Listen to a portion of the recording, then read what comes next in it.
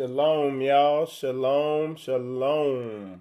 Yeah, we this is the comprehensive James 1 and 1 recap. We're gonna go over everything. We got all the pictures and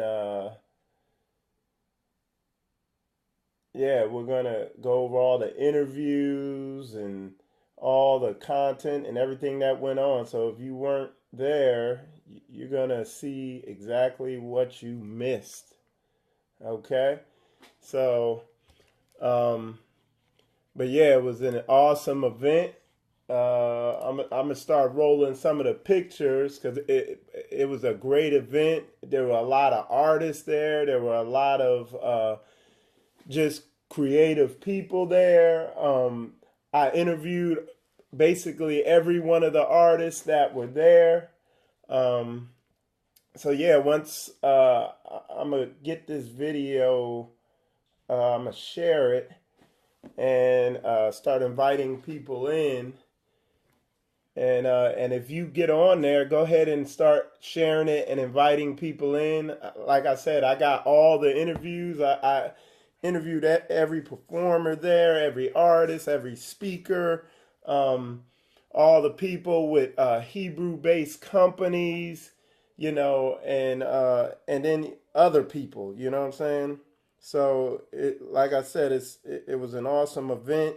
It's a great event to bring your family to, and if you could just bear with me while I share this out there and begin to uh, get people in there so they could see it. And then we're gonna get going with it. And like I said, there's a lot to show, a lot to talk about. Um, so just bear with me, and we're gonna get people in there. Check out the pictures. You know, it was just an awesome event. And if you can invite people in, invite people in. But yeah, it was a great event. I did a lot of interviews. I met a lot of people. It was very inspirational. Uh, so yeah, it was a great event. But yeah, I'm a get. Uh, I'm working on inviting people in and getting the word out here. So if you could just bear with me. A lot to talk about. A lot of people were at the event. Like I said, it was a 2 day event. Um, and it was a great event. It's a good event to bring your kids to. Safe people, safe, fun Hebrew Israelite event, and everybody enjoyed it. You know, and yeah, once you get on there, just go ahead and share it, and we'll get some people in there. That's what I'm working on doing right now. Okay.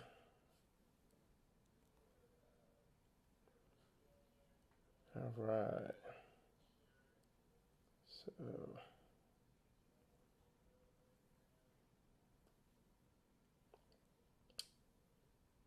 okay, there we go. Okay. Yes, just bear with me.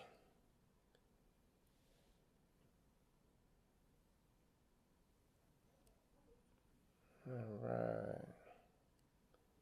Yeah, just check out the pictures, and we'll be getting started here momentarily. Like I said, I'll be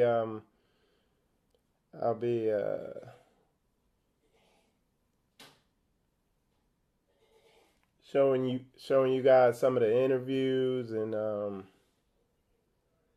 a lot of other good information about how the event was, because it was a great event. All right.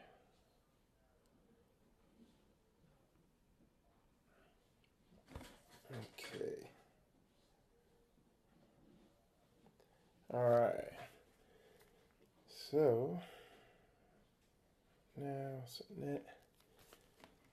But yeah, if you could, when you get on there, just go ahead and okay.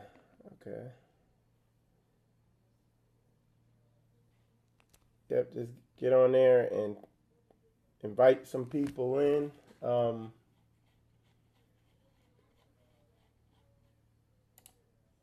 And I'm getting everything set up here on my end, and I will.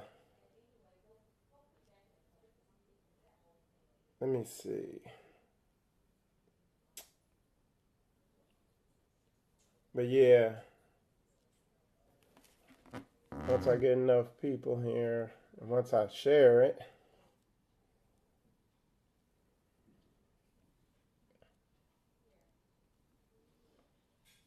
okay.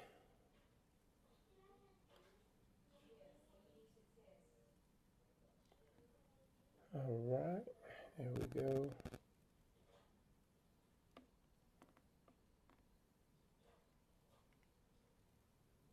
All right, so yeah, we'll be getting started here momentarily. Be there's a lot to talk about, man. The James 1-1 is a great event. Mm-hmm.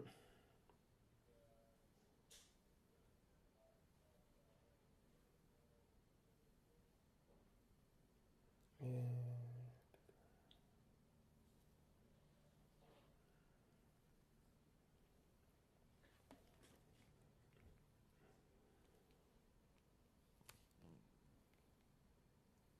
Okay, there we go. But yeah, like I said, the James 1-1 is a great event. And like I said, what I did there is I just interviewed everybody to help everybody get the name out, to let people know that there is an alternative to the our current culture. You know what I'm saying? What I guess what you could say the secular world has to offer. There's an alternative to that out there, and yeah, I just wanted people to know that. And in a lot of areas, not just music. There are a lot of musicians out there. There's poets out there, teachers with expertise in different areas. There's a lot of big things going on. Production work, like people working on documentaries. There's a lot going on besides what you typically or what you're used to seeing all the time in the media and stuff, or not in the media, but what you typically come across on YouTube and Facebook. I'm just letting you know ahead of time it's getting ready to change. There's a lot of clothing, um, like I said, documentaries and stuff like that. That's gonna really, it's gonna hit the scene hard. And like I said, when you come into this truth, what you're gonna find is that there there's a big there there's an there's an alternative. You don't just have to sit up in your house isolated. There's an alternative to uh, to when you come into this truth. You don't have to have one foot in the world dealing with stuff like that, and you don't have to sit in your house and feel isolated. There's a whole growing community to where you can meet like-minded people. Okay, so um, but yeah, if you could just share the video before I get going on everything, before I start going through all the interviews, um, and yeah, so and I'll be starting the interviews here soon. I'm just trying to share this thing on my in the Jacksonville, Florida Hebrew Israelites. Where are you at? Okay, there you go.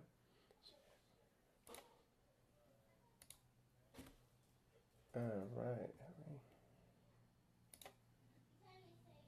Okay. So yeah, I'm just trying to share the video, get it out there, let everybody see what was going on at James 1-1. Invite folks in if you could, because for some reason that option isn't up here on my thing. Um,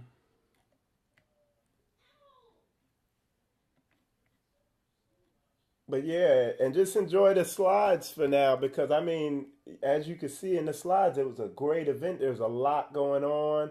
A lot of people were. A lot of people were amazed at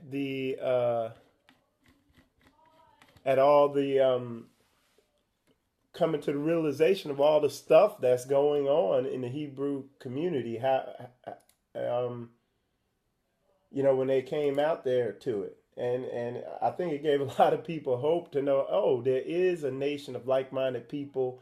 You know what I'm saying? Doing, living by this word, and where I could go out and have people to fellowship, like-minded believers. People. I think it gave a lot of people hope and encouragement, because, like you're going to see in a lot of interviews, a lot of people feel isolated, and they're beginning to get reached now by like-minded groups, and this nation's really beginning to grow. You're seeing the growth begin to accelerate, because I've been in this truth for maybe 4 or 5 years, and like I said, you're beginning to see the growth accelerate. Let's see.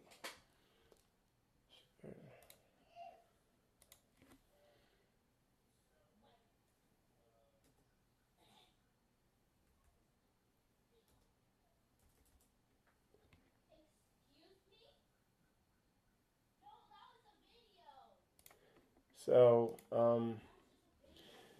but with that said, I am gonna press. All right, I'm gonna press on and get this thing started. Let's see. I got I got a lot of stuff here at my fingertips, so I'm trying to juggle everything, and at the same time do a page.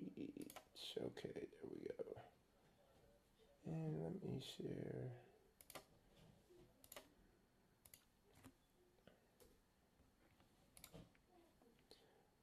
Okay, there we go. So, like I said, if you guys could share the video, invite folks in if you could, and I'm gonna get started going over some of the interviews, um, what I experienced there, how awesome it was, and let me. So yeah, what you're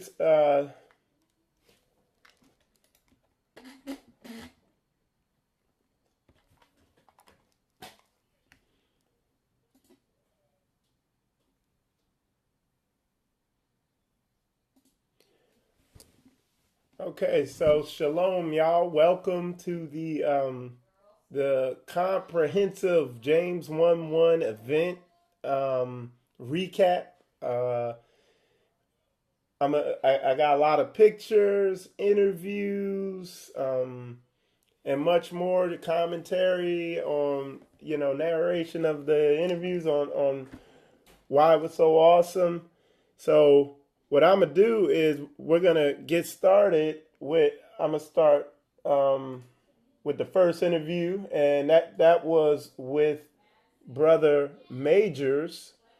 So what I'll do is locate that interview. Got a lot going on here. Okay, there it is, and I'm gonna pull that interview up, and and basically what this was an opening interview, opening night, and like I said, I interviewed Majors and.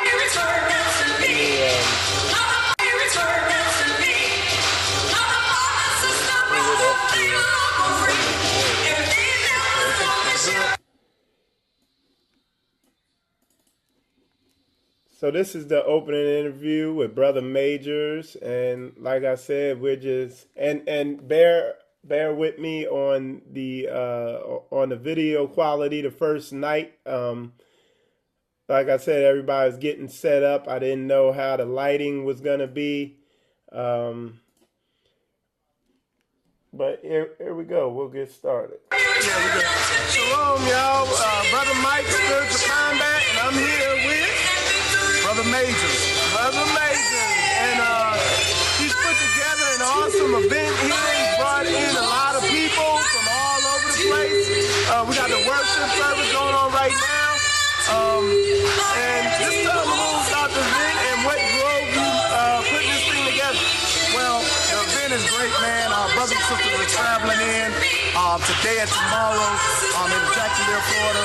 The Most High just put on my heart just to be able to bring Israel together and those who attach themselves to Israel, and just to pretty much show the reflection of what the kingdom is like, to kind of break down some things as far as us, kind of being robotic a little bit, and just trying to open up and open up the worship, and great speakers and rap ministers, brothers and sisters that just love the Most High, man. Yep. And tell about a little about the vision of your ministry and the objective. The vision and the objective is to bring brothers, the scattered tribes, the 12 tribes of Israel, to bring them from all different states in America. And we're now getting some international attention. Some of our international brothers in Nigeria who never lost their heritage, they are now reaching out about coming to James 1:1. So we're working on that. But the vision is pretty much those in America, just to be able to bring us together. And, despite our non-salvation issues of division that we may put up, but on this day, when we have James 1:1, it's not about our non-salvation doctrinal differences, but it's about us coming together for the kingdom purpose. Yeah, and that's a big thing I saw with what he's doing. He's not jumping in trying to find difference. He's trying to find common unity so we can begin working through differences. So that's why I really like what this brother's doing here. That's why I'm supporting him so hard. But I understand the bigger picture of what he's doing. But but we're gonna hear more from him throughout this event. I'm gonna do more interviews with him. With that said, you're watching Spiritual Combat. Brother Michael Israel, Majors, Shalom.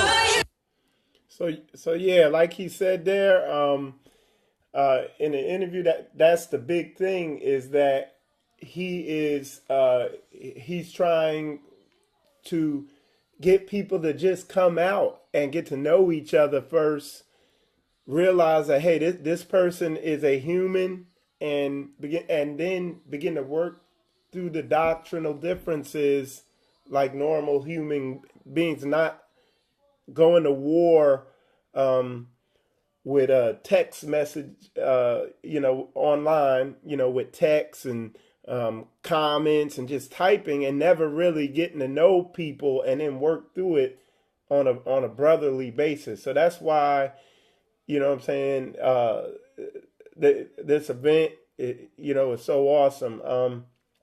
And like I said, a lot of people came in. The singer you heard in the background, that was I think her name is Chi, and she was leading the worship service, and there were a lot of other brothers there. I also interviewed Pastor Richardson Kelly, and that was a good interview. A good brother, really teaches the scripts and can really bring it out. So what I'm going to do, I'm going to pull that interview up. The Richardson Kelly. Okay, so here we go. There we go. All right, shalom, y'all. Michael Israel here with Spiritual Combat, and I got my man, Pastor Kelly Richardson here. I met this brother at a Boom Balance event, and just met him briefly, and then I began watching his teachings, and the brother's heavy. He's like a lot of these brothers I'm running into in this boom ministry thing are just right on my level with their teachings, particularly that one you did the other day where you were just talking about how people are just meticulously twisting the word and stuff like that. That really resonated with me on a deep level. But if you could, tell the people a little bit about your ministry. Well, the name of our ministry is Passion for Reconciliation. We're located in Richmond, Virginia. The whole goal for our ministry is total reconciliation. You know, I came out of what is called a deliverance ministry. I was in Kojic for a little while. Okay. You know, so, but the Most High God showed me it's beyond deliverance, because deliverance is only going to take you from one physical place to another physical place. Okay. Reconciliation is the entire process. Wow. So that's the name of our ministry, Passion for Reconciliation Ministry. Been in ministry, been pastoring for almost 10 years. Okay. And that's what the Most High God has us in that place of really going out to the lost and really teaching them what salvation is by way of restoring them to, according to what the scriptures, the criteria according to the scriptures. And one of the things I like about Pastor Richardson, he meticulously and thoroughly breaks down the whole word. He's not just sitting there saying stuff and not backing it up. He not only backs it up with scripture, he breaks down the scripture that he's giving you, so there ain't no confusion. You know what I'm saying? If you could also tell us about because you told me about a church in Savannah and something. Yeah. To do with your family. Well, it's amazing, right? You know, I think all of us had that one uncle, that one preacher uncle that you may think is out of left field, and his name is Bishop Jerry Carr.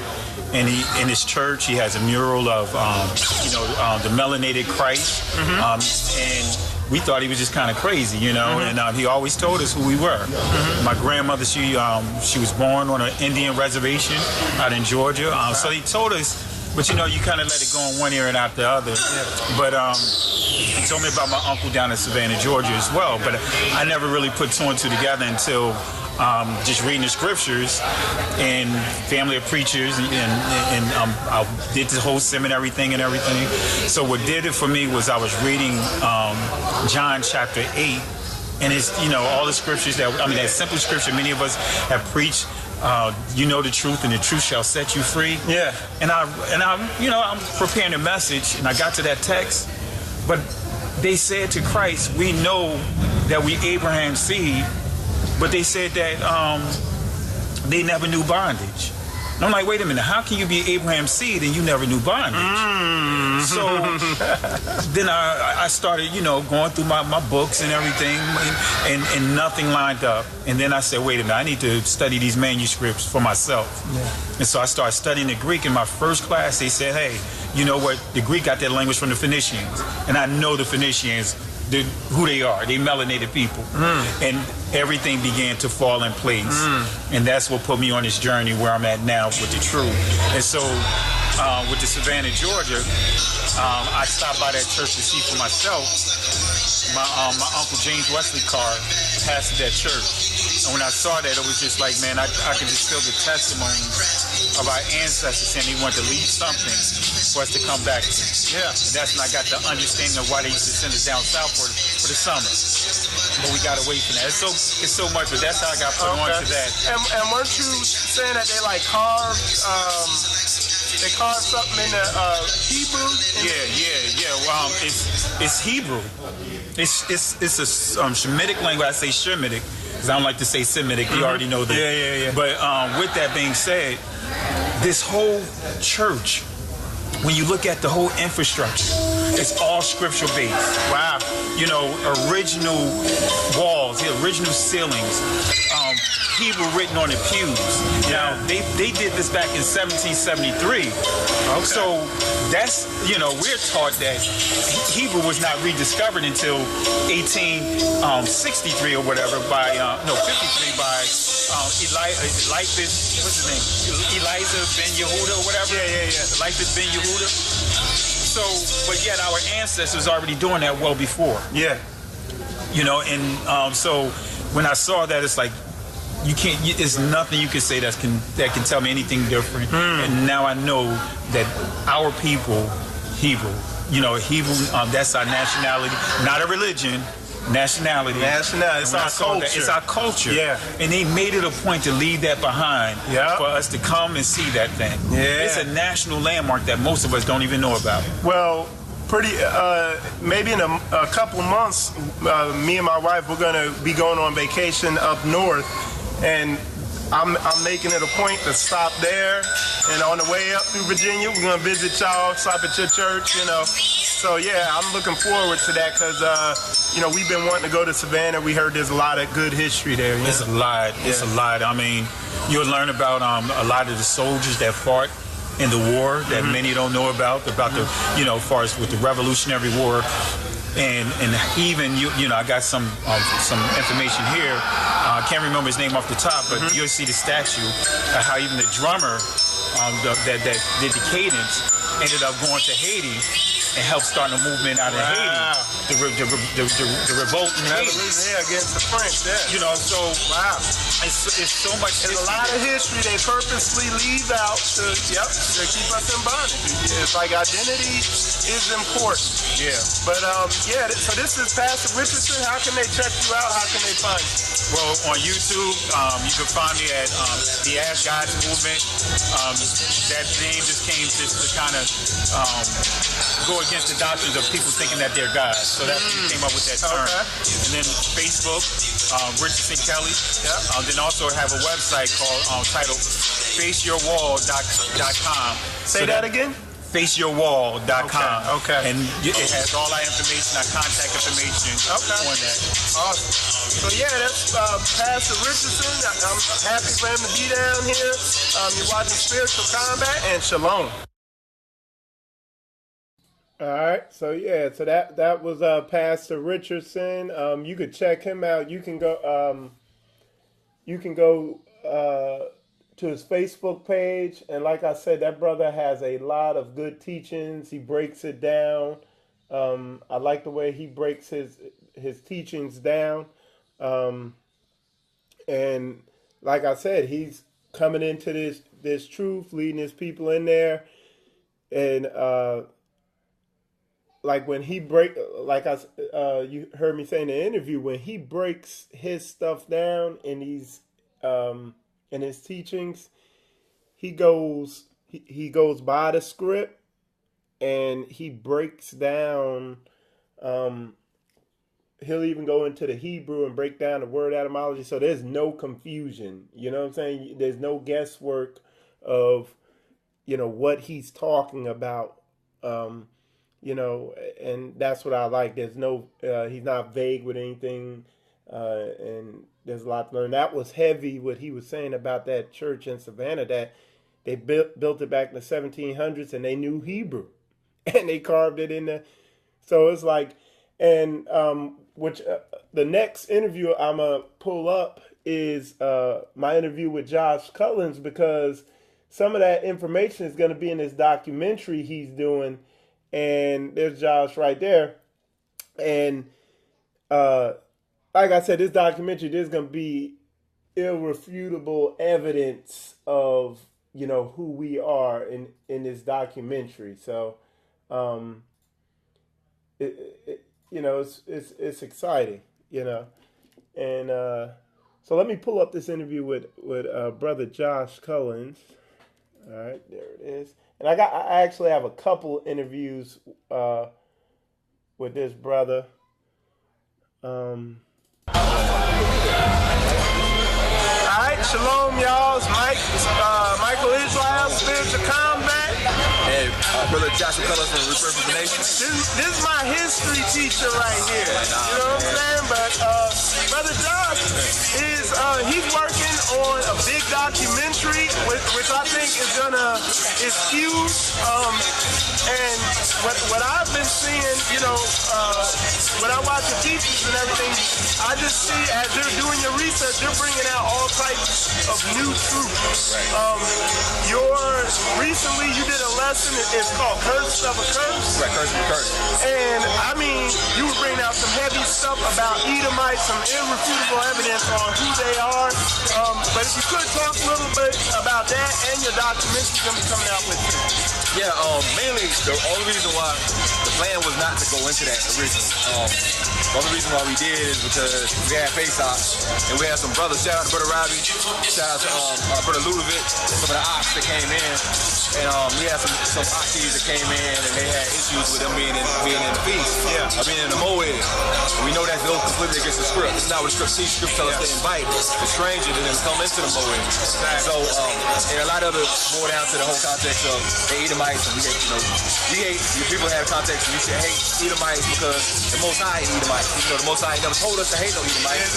He specifically ordered us to, the opposite. Yeah, exactly. Exact opposite. So anyway, so I said, well, I guess I need to address the topic. So let me go into it and then try to shed some light on who Esau is, because Scripture says Esau is seed is full. You know, he makes himself with multiple nations. So I want to just kind of shine some light on the nations that nobody actually talks about that's tied with Esau. And then we understand where they get the context, because they know that they read the historians, the Hebrew historians, and even some of the Arab historians, and they relate Esau to Rome. When they look at it, they think about modern day Italy Rome. They don't think about Byzantine Rome and what Byzantine Rome was. They go back to the Turkish Empire. And the significant thing about when you brought that out, because I didn't watch it when you brought it out, and I did a video of my own, through my own experience, because when I was in the military, I lived in Saudi Arabia for a while, and I saw the demographics over there, and the ruling family over there is different from the so-called Arabians who look just like us. Yes, sir. You know what I'm saying? Call them Bedouins. Exactly. Yeah, but, and you came at it from a completely different angle, from a behind-the-scenes angle. So that was just a mind-blowing video. You know what I'm saying? If you could talk to us a little about the documentary you're gonna be coming out with soon. Okay, yeah. So right now we're working on the documentary called "Reclaiming the Throne," and basically we hoping this be like the dagger that ends the nonsense. The end all be who you is. Exactly. We know we had some of the apologists want to come out and try to debunk this information, which cannot be debunked. It's history. So we pulling the resources. We got we dealing with like Ron Divine, Rabbi Kuite, Yoshi Yahoo Hula, the big guy, Run Dalton, aka even the Negroes. You just name it. It's all kind of brothers and sisters coming together to try to prove this. And hopefully when we pull this information and bring these things out, we can end some of the nonsense, because our history is well documented.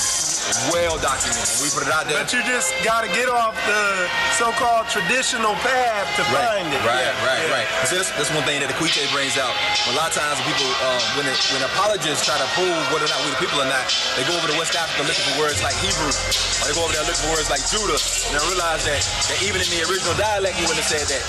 Even in the Hebrew dialect, you wouldn't go looking for the Hebrews with the word Hebrew. So when you digging it out, you got to go and understand not only the dialects of the peoples that's in those areas. You got to understand what customs look for, what tradition look for, and also you can actually go by some of the things that they foresaw when they went over there. So we bringing all that stuff out, man. We pulling documentation of the 15, 16, and 1700s, and not only that, we're going back to some of the old traditions of the people and proving who we are. And the other big thing is, this ain't he's filming it with a shaky cell phone cam. This brother, cause like I'm a black techie nerd, so I beat out the camera. Yeah, he ain't playing around. Like it's gonna be History Channel quality. You know the way he's doing this. And that's a big thing, man. I like that. And all praise to the Most High, man. Yes, sir. All praise to the Most High. But with that said, this brother Josh, I'm gonna probably interview him again later on, cause I got plenty of questions for him. But with that said, this is Mike Spiritual Combat. Shalom. All right, so that's brother Josh, man.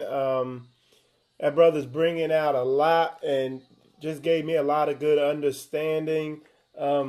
Like I said, in my walk as I've come into this truth, it's like from time to time you run into newer, deeper stuff and stuff that just rocks you. And like I said, for me, that video he did, I think it was Cursed of a Curse, where he's just bringing out that heavy information about the Edomites and who they really are.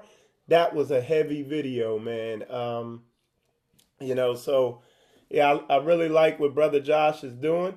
But like I said, that was a James 1-in-1 event. I also interviewed later on the next day. Brother Morris came, um, and I interviewed him. Like I said, if you guys are just tuning in, I interviewed everybody who came there basically. And like I said, just such a eye opening event. To and it gave me so much encouragement because me and my family, we don't go out to all the events like they have the jazz festival here in Jacksonville and all that stuff. Like we really don't like going out to all those events. But Boom Church and brother Morris Williams and all them, they're putting together something for Hebrews to go to, with like-minded believers and stuff like that. So it's just an awesome thing. So the next interview, hold on one sec. So the next interview I'm gonna pull up is a music artist. So let me find him.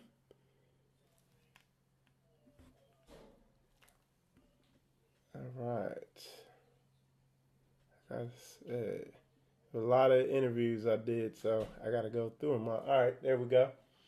And and let's talk about some of these pictures here before I pull that up. That's Sister Chi-Chi and her line of clothing. And let me pause it on that because I want to talk about that for a sec. There's some things that there's a lot of people, a lot of us are having to settle for a lot of stuff coming from these other nations because there's not a market, or we don't realize there's a market for it in in the Hebraic community.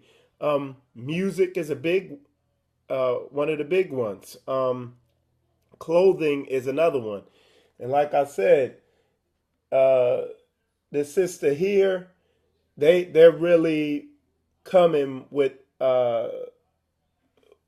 some like with a quality product, because a lot of times our people, they're gonna give you something, but it's not a quality product. This is a quality product, and when I say a quality product, it's better than the stuff you get in the stores now, and it's just obvious, and it's stylish, and it's very thought provoking. So what I'm gonna do here momentarily, I'm gonna pull up the interview with them. But what we're gonna do first, I'm gonna pull up an interview I did with one of the artists. Okay, so here we go. There it is. Shalom, y'all. It's Brother Michael Israel here with Spiritual Combat, and this is Brother Al. This is Brother Al. I met Brother Al at a Boom Church event. It was like a mini concert, and the brother could flow, so I just wanted to get his name out there, and I want him to talk a little bit about what he does. You can find me on Facebook, Brother Al. I got a page there. I'm on Twitter, Brother Al 9, and on Twitter. But primarily, what I do is a series called The Never Ending Mixtape. I got stuff on Tidal. I got stuff on all the other platforms. But I always believe in keeping a free aspect of your ministry. Okay. You know what I'm saying? Because there comes a certain time with that music that everything gotta be paid. Yeah. Right. And that's when your creativity begins to get.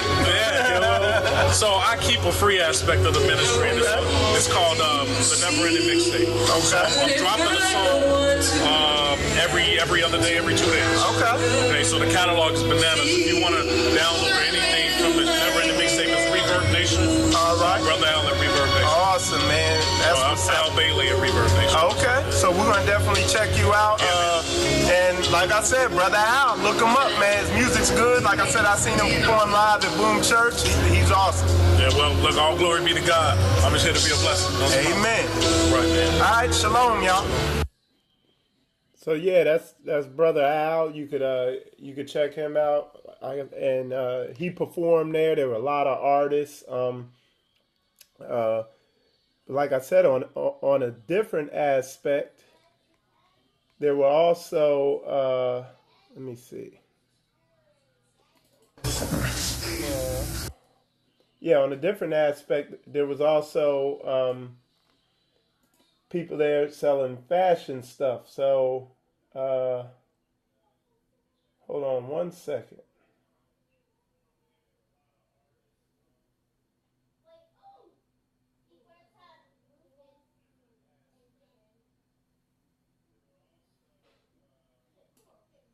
All right. And we did the interview. I think we restarted it. So I'm just trying to find a part where we restarted because they wanted to make sure they got the message there clearly. Artists like Moshe and what are some of the other artists? We got Moshe, Jonathan Lutcher. Yes, they post Louisiana. some of their, music that you were Torah-based, Old and New Testament, and also Demand, and I know it's growing fast for a lot of research and work goes into many restless nights, sleepless nights goes into and like they said, it is a quality product. Like if you could show them that shirt a little closer, I mean, the stitching is like 3D. It pops out. It's just real high quality. You can see it from far away. It's nice. So. And this is multicolor stitching. This is an 18-inch logo. And what we try to do is we try to keep our prices down as low as possible, man. We try as much as possible not to kick the can down the road, kick the prices down the road. We go to war, so to speak, for our patrons. And what it's called is Rhema Word Clothing, okay? And they'll tell you, they're going to put their contact information in there. And like I said, I'm going to be editing this video and I'm going to upload it so you can see it in its correct entirety and get all the good information. But I'm going to just let it keep playing. We go to war for them. We don't call them customers. We call them patrons. Okay. Because they're more than a customer to us, And we're geared toward the secular world. We're having a good response. I mean, this is competitive with what you would, Nike and all that crap that I don't want to wear, you know what I'm saying? Yes. This is the perfect alternative to that. And that's mainly why our heart is it's a secular world. So the Father gave us a way to design these products where they'll catch the attention of the secular world. And we done had some testimonies where some of the artists went to, for instance, to the Hebrew Israelite Radio Awards, and they went over to the secular awards too. And in the secular awards, the people in the secular awards, DJs and everybody like that, got on the microphone and said, "I don't know who these people are, but hey, man, we need to get up with them. We want to be like them." So, and then another instance, setting the style. And another instance where somebody in the secular world came up to one of the artists or somebody that was wearing the outfit and said, "I don't know what this means, but please explain to me what it means, because I'll wear it. I'll wear it regardless. Wow. I don't know what it means, but it's nice." Yeah. So the Most High, He using His clothing to place a demand on Him. Yeah. He waking our people. He's waking our people up. Here you go. Mm-hmm. He's waking our people up in every way, like in multi-dimensional. You know what I'm saying? And I've noticed too, a lot of people they're new in learning about how to be a Hebrew or the culture, or how to eat properly, or just certain scriptures, or learning Paleo Hebrew or modern Hebrew. And so a lot of times I've noticed some of our patrons will purchase a product that they are familiar with. It's like 70 AD, for example. Maybe they've researched what happened in 70 AD in Titus. And so that way they purchase something that if someone were to ask them what happened in 70 AD, what is the significance of 70 AD, they researched that prior to finding out that we had a product with that on there. And that way it opens up the door. Yeah, I can talk about that because I researched it already. So that helps you too. Sometimes you may be shy about talking about things that you've learned recently. And so our product is also a good way to get you out of the box and talking about things that you've researched and you've learned about. Okay. Yeah. And like I said, we have stuff that's self-explanatory because we do keep the Christians in mind. So we have things that's self-explanatory that they'll understand right off. Yes. But they might not understand about this other item, but we use the item that's self-explanatory to gain their curiosity about the other item. And before you know it, they have gravitated into the truth. The Most High have lured them into the truth. Yeah. So they go deeper. So it's not only a clothing line, it's a ministry. It's a ministry. Actually, our logo, our motto is clothing that ministry. Yes. Wow. You know what I'm saying? Good. And many times, my partner and I, the Most High will give us an idea for a product, and either I'll talk to him about it, hey, I got something, or he'll talk to me, and the Ruach had already shared it with one or the other, and so it's actually confirmation, like, sis, I already got that down, and I'm like, I got that last month, and so a lot of times it's confirmation regarding, and then we know, okay, we got to do that like next week. Yeah, boom. And then we might have some stuff we might, because we might not agree on, or might not agree on, but before you know it, when we finish with that item, boom. And we might just say, be fun. We just might be sarcastic, like, this was the war of the sexes right here. You know what I'm saying? But it's an item that's just banging, you know. And so and what y'all saying, y'all don't just throw something on there. Throw anything. It's trial by fire. Like throw a fire and go. Yes. We got tablets and tablets of logos. Wow. You know what I mean? But to the point, we don't remember what we got. But if the Spirit wanted out, He's gonna put it out, bring it to our memory, keep burning. You know what I'm saying? Like this one, for instance. You know, this one was made like 6 months ago or whatever like that. Okay. You know, but it was like just burning in our spirit. You know, put it out. Wow. And boom, and we get a nice effect. Because, we just learning to get in tune with the spirit and stuff like that, so we don't move to it, ahead, or we just be right on timing, because that's crucial for the time that we living in. We got to move in sync. Oh, yeah. In time. Going the times and seasons. And, man, all praises to the Most High. All praises. But I want to just give some little, share a little wisdom with some of the people that's in the truth that has businesses, or some people that's contemplating on, coming in, creating a business. I say the best thing I can tell you is get in a business that's geared toward the Great Awakening. It's less work for you. You don't even have to work. The Father give it to you. You just, move in order. He give it to you. Put it out. Boom. And he gonna do his thing. You're gonna find yourself spending less on advertising and marketing, because now when elaborate on that a little bit, when you say that's geared towards a Great Awakening, break that down a little bit. Because when I say the Great Awakening, we know that the end times, the prophecies and stuff like that. For instance,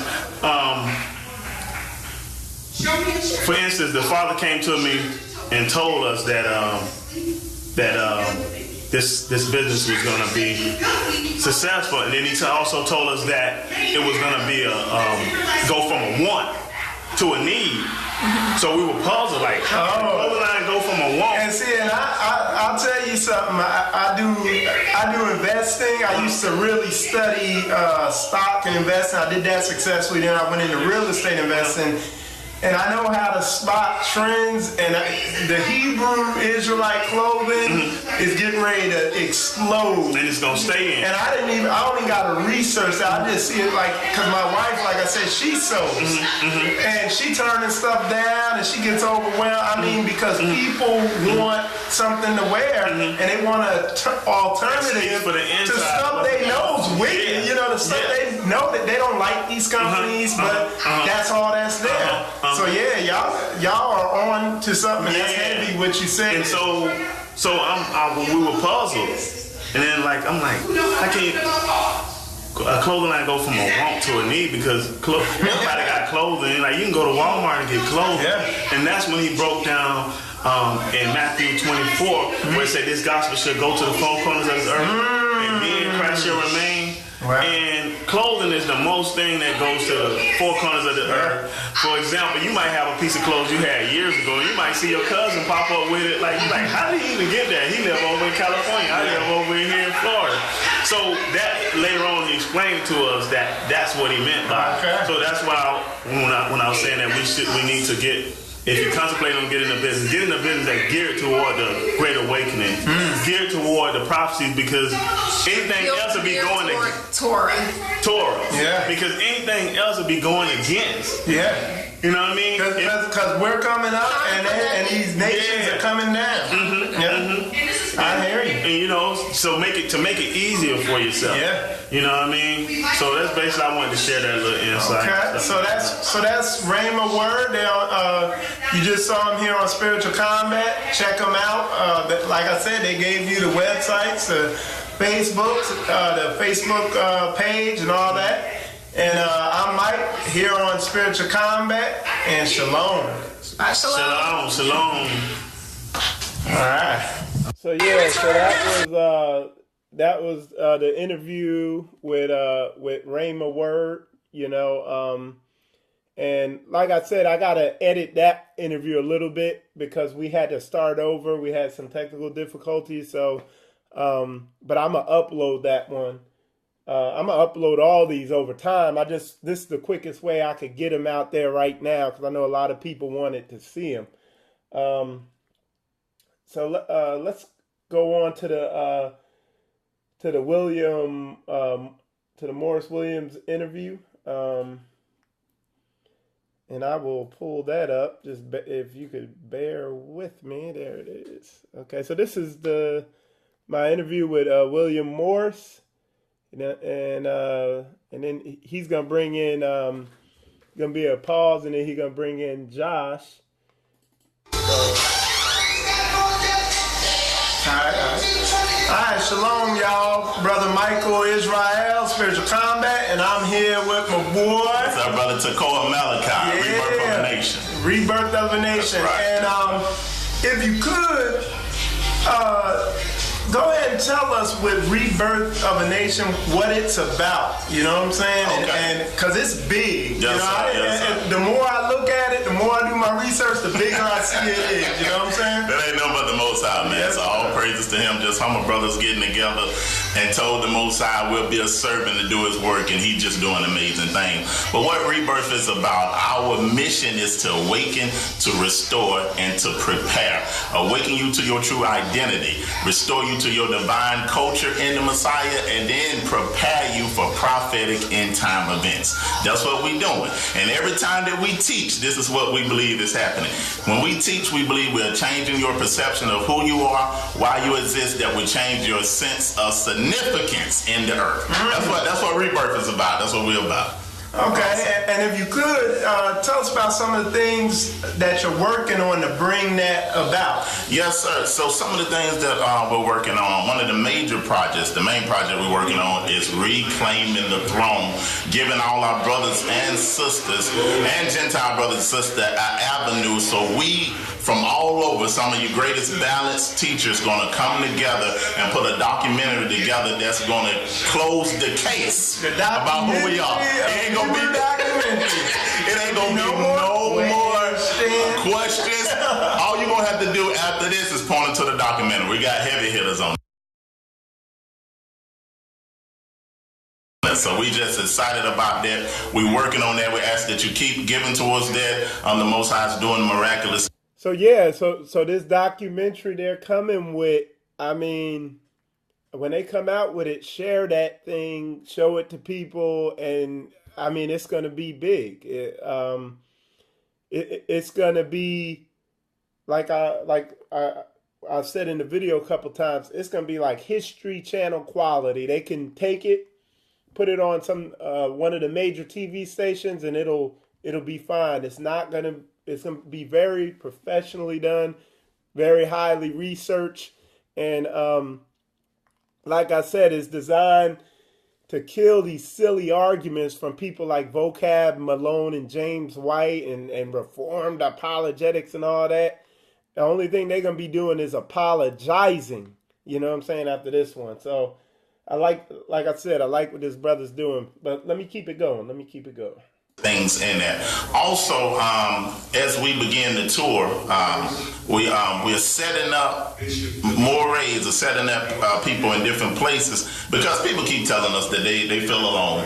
They feel like they ain't got nobody.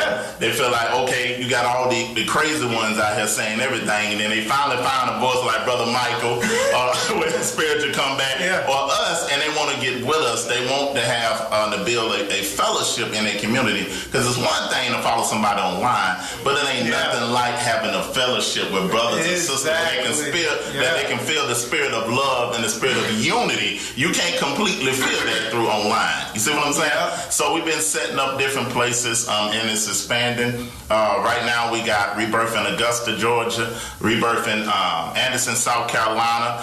We got an extension in Gainesville, Florida called the Berean Council. Them brothers is on fire. They down here with our brother spiritual combat, Brother Michael. And also in Dallas, Texas, and Dallas, Texas, Houston, Texas, and San Antonio, Texas. So, and we just started another one that's in Louisiana, New Orleans. So we moving. So we trying to expand and get things out, so to get the word out to our people, so they can develop and to grow. And like I said, what I've seen, and I like a lot of times I look at stuff on a real big level. In one way, these camps, they're getting these brothers in the streets and in the prisons. But on the same note, they're ostracizing a lot of people who are in churches, who work 9 to 5s, who live this regular life. So, I mean, what you bring in is big, because even for me and Brother Debrew here, it's just like you said, we felt isolated. We got enough sense, like we couldn't see ourselves jumping in a camp or anything like that. But like an event like this, my wife's sitting there, she feel like we out on a date, you know what I mean? It's all good. Yeah, and that's a beautiful thing, because somebody has to be able to bridge that gap. Everybody have a purpose. Now, some people going to draw other people, others going to draw others. So, like me, I was built in the church. I've been there all my life. I developed there. I got some of my spirituality there. So, we had to create an avenue, and that's why the Most High is raising up brothers now that can create an avenue, so these people that are in the churches can come hear something sound and come hear something balanced, and then the Ruach can work through them and work on them. But they're not going to come and hear nobody fuss and cuss and holler and all that. But when they come see a standard, when they come see that you still believe in the scripture, you still believe in the power of the spirit, and you got balance, then they can work with that. Because that's a seed. That's all it is. Because that's how almost all of us came into it. It's just a little seed. You know, you the people of the book. And you be like, no, we're not. And then you start studying, and then that's all it takes. But a lot of people think they got to hit you over the head with all this stuff. It don't work like that. You're not going to draw people with your first interaction with them is a contention. If you come into somebody that don't know the law, and you hit them saying, why you ain't got this and why you ain't got that, how effective is that going to be in the long run? Yeah. And that's a true statement there. Like, there's no cookie cutter approach to reaching everybody in this truth. You got people who you got to whack them upside the head. You know, they hard-headed, whatever. The only way you reach through them, because they've gotten to a point in life where aggression and just coming at them hard, that's going to reach them. And we've seen that. But then there's this whole other huge group that we have to reach. And it's huge that you can't come at them like that. You got to spoon feed them. And you know what I'm saying? You got to come at them, with a different approach, with a tailored approach. And that is part of being a body. You know what I'm saying? There's different parts for different reasons. You know what I'm saying? Everybody's not an eyeball. Everybody's not a foot. But a lot of times in the Hebrew Israelite community, you got the foot is saying that the eye needs to be a foot. Well, if you put that eye on the bottom of your ankle and start walking on it and watch what happens, you're just going to pop that eye. Put that foot where the eye's at. You're just going to be walking into stuff. You're going to be blind. I mean, so people need to realize that there's different parts to this body. You know what I'm saying? And each part of that body serves different reasons. And the other thing is, if you read that, I think it's in Ezekiel, the dried bones, those bones, it's a process of them coming together and forming that body and slowly waking up. So, and we're in that process, and people are gonna, in the short term, this is something I'm saying, very soon people are gonna begin to wake up and see this. They're gonna see that it's time that we are beginning to wake up and everything like that, and that these other Hebrews aren't your enemy, or oh, they off, y'all off, and all that. They're gonna realize, oh, they're just a different part of this body. They're a different body part.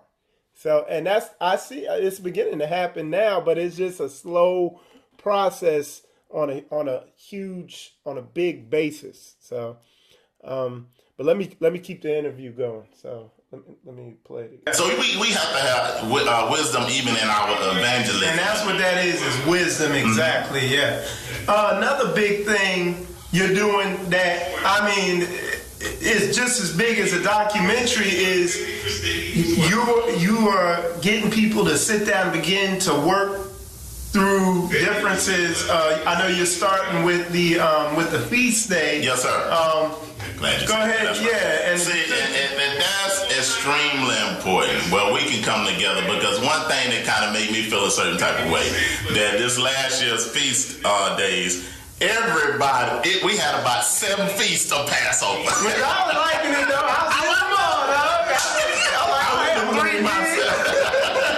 But we enjoyed the fellowship. But I got the Ruach worked, and he said, how beautiful would it be if we can all do it around the same time? That'll make a great statement in America that these Israelites is coming together, and it's beautiful. But how are we going to work that? You have to be able to sit down at the table outside of your emotions, outside of what group you with, outside of what teacher, moray, or pastor you under, and put things on the table in a loving type of way to see if we in the truth. Because I'm going to tell you, ain't nobody got 100% truth. Nobody got 100% truth. We're going to get into Mashiach. And that's book. That's in the book. Exactly. But some of these dudes, you know. Yeah. Some of them get emotionally tied to doctrines, and if they don't believe, my moray ain't said that, then I don't believe it. So if we can come together, lay these things on the table, that's why I tell people I'm not emotionally tied to no doctrine. If you can come and show me Bible, I submit. I got brothers that's in the ministry that challenge me on some stuff, and I submitted to it, because what? I'm going to submit the scripture every time. And that's humility, and a lot, you see there's a lot of pride, and people they're basing their identity on what they know and everything like that, and not going after this thing, for 100 for what it's worth. That's right. So that's what we call, it's called bridging the gap to common unity. Yeah. So if you're not a part of that group, we got a group, and right now we're going over when do you calculate the feast days? How do you go by the full moon, the crescent moon, the dark moon, the Enochian calendar? And some of us are in the group, and we're going through those things. We outwin all the information. It's not no contention type thing. It's not no people on the cheerleaders like, yeah, that's all right, that's right, everybody wrong. No. Yeah.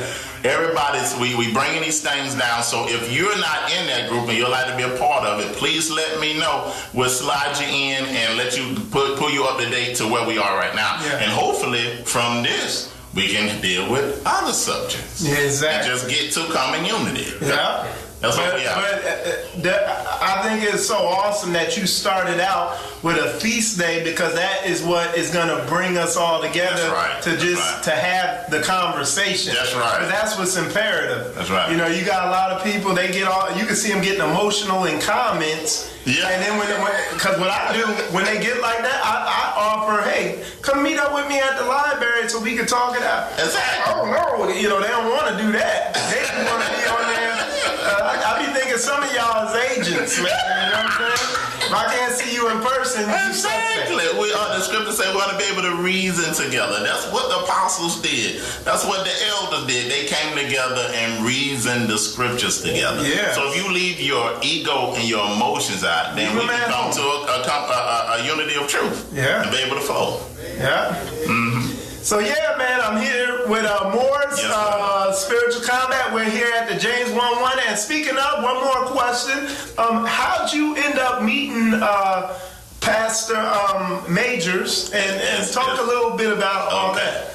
I'm going to tell you, a beautiful brother that I first started working with, we kind of came into the truth. Well, I kind of bought him in after I was awakened in 2012. And we were some awesome pastors working together and bringing different things in.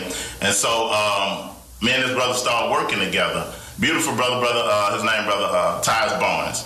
And so what happened, as we began to flow together, work together, he began to introduce me to different people that was online. And actually, he's the one that got me in touch with Evangelist Majors and got me in touch with Pastor Kelly. Okay. So this is how we got together. So you know me, I see they doing a good work. I'm going to call you. Let's get together. Let's do something. So that's how we got into fellowship and how we came together.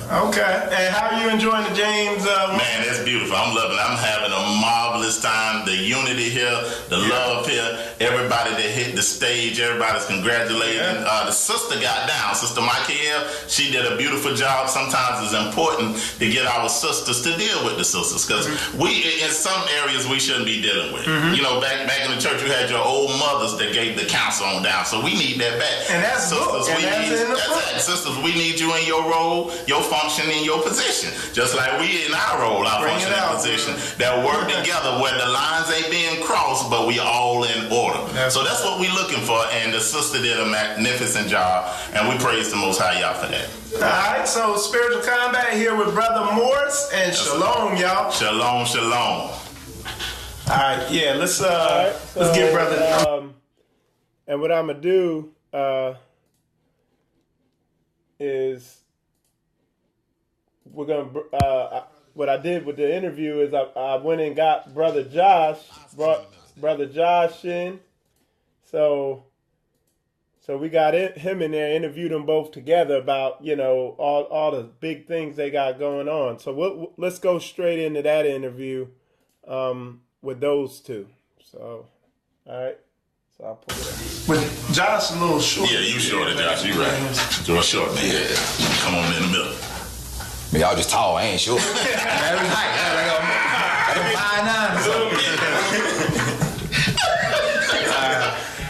5'9". Let's see. Get this right.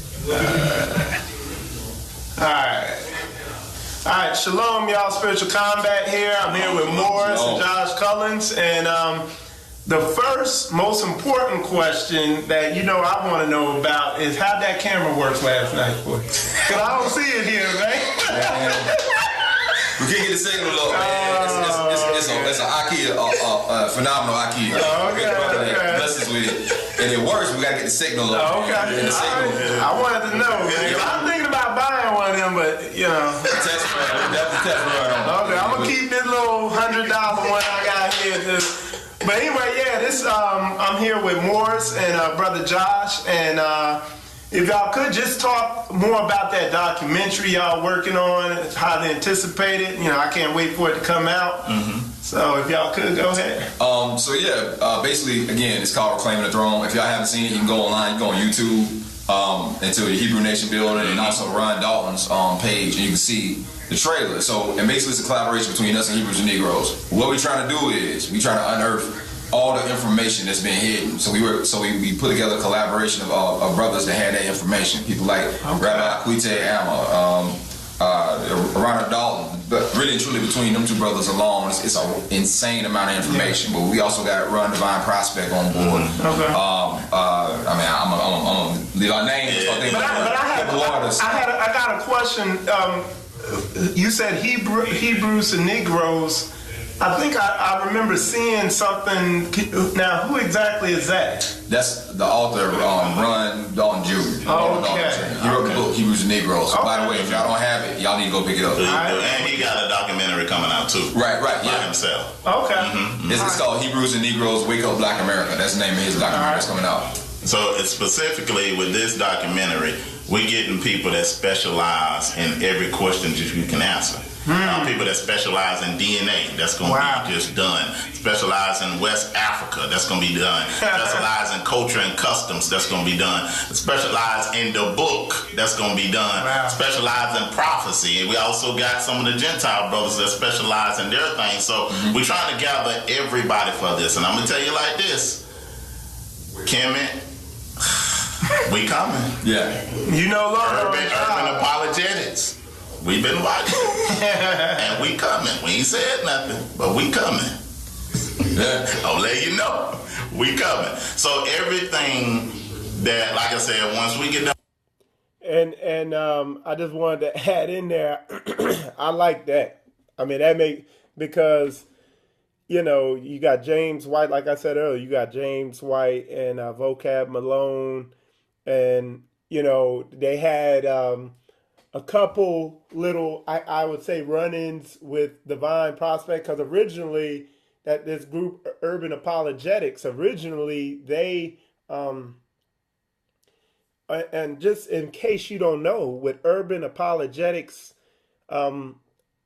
is a group formed by so-called Christian apologetics to debunk the Hebrew Israelite movement.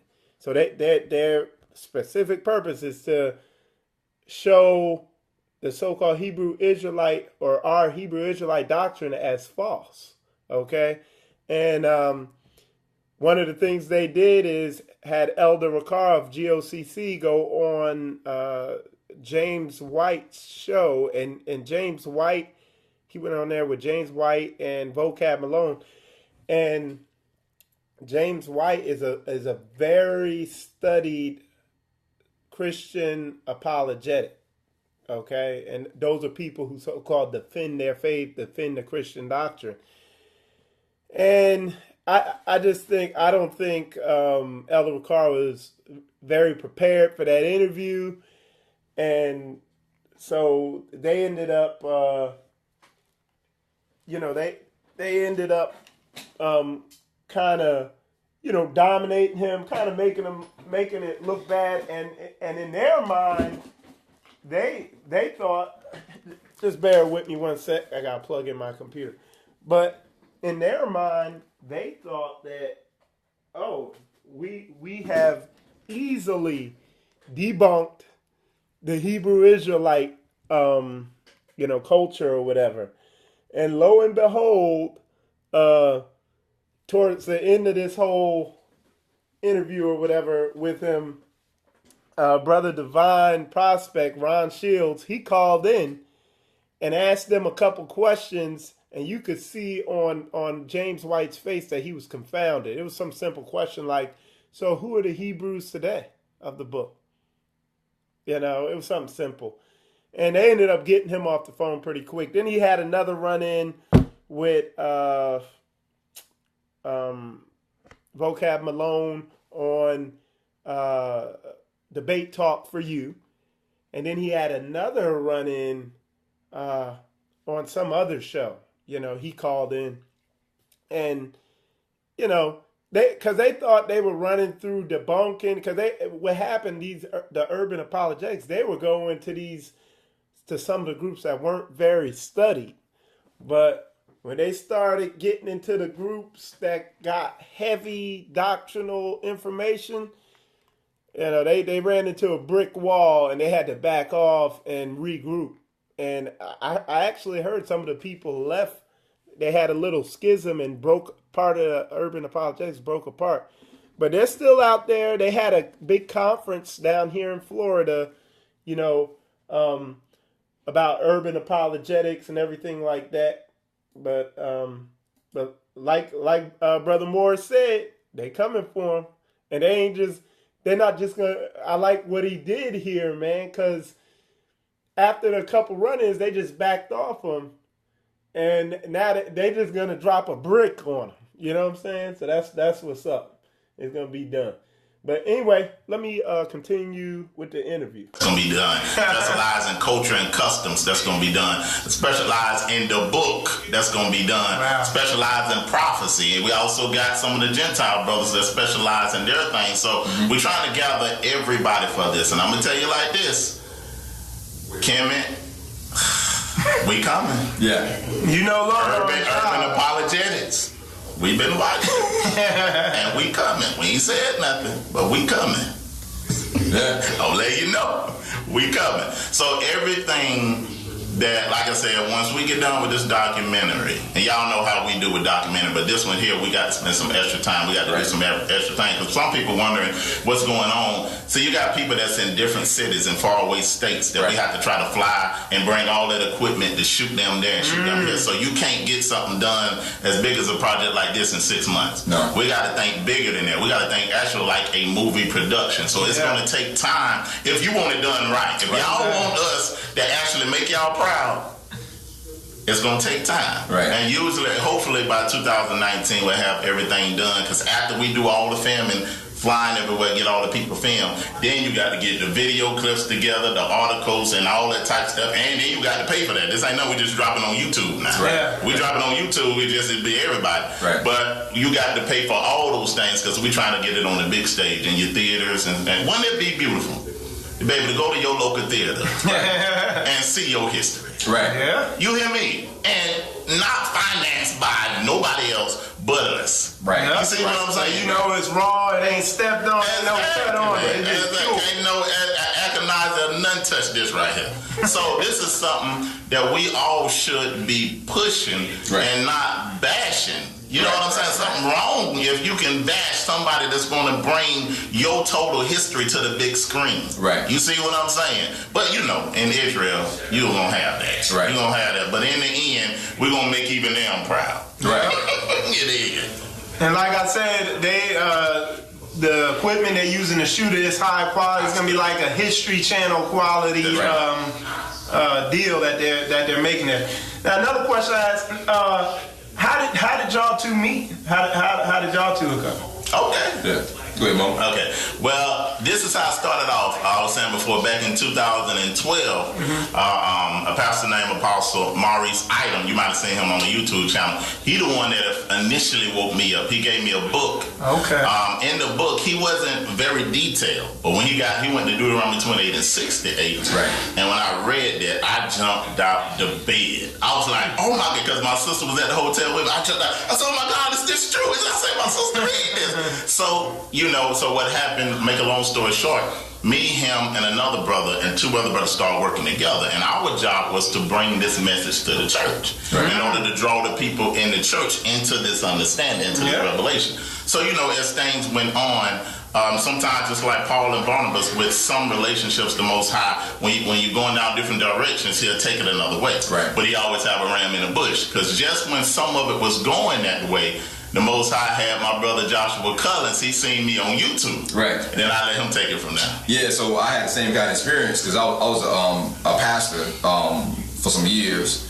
And the Most High had dealt with me in that, I was doing some teachings about the original man. So what the Most High was doing me about is that the hatred that people have for us is not natural. Mm-hmm. Wow. It was supernatural. And so, I was teaching on the original man. And after that, I was doing some other things. And the Most High was leading me. He basically let me understand that there was something else that was going on. And so, I actually had a brother that was in one of the camps that was in my assembly.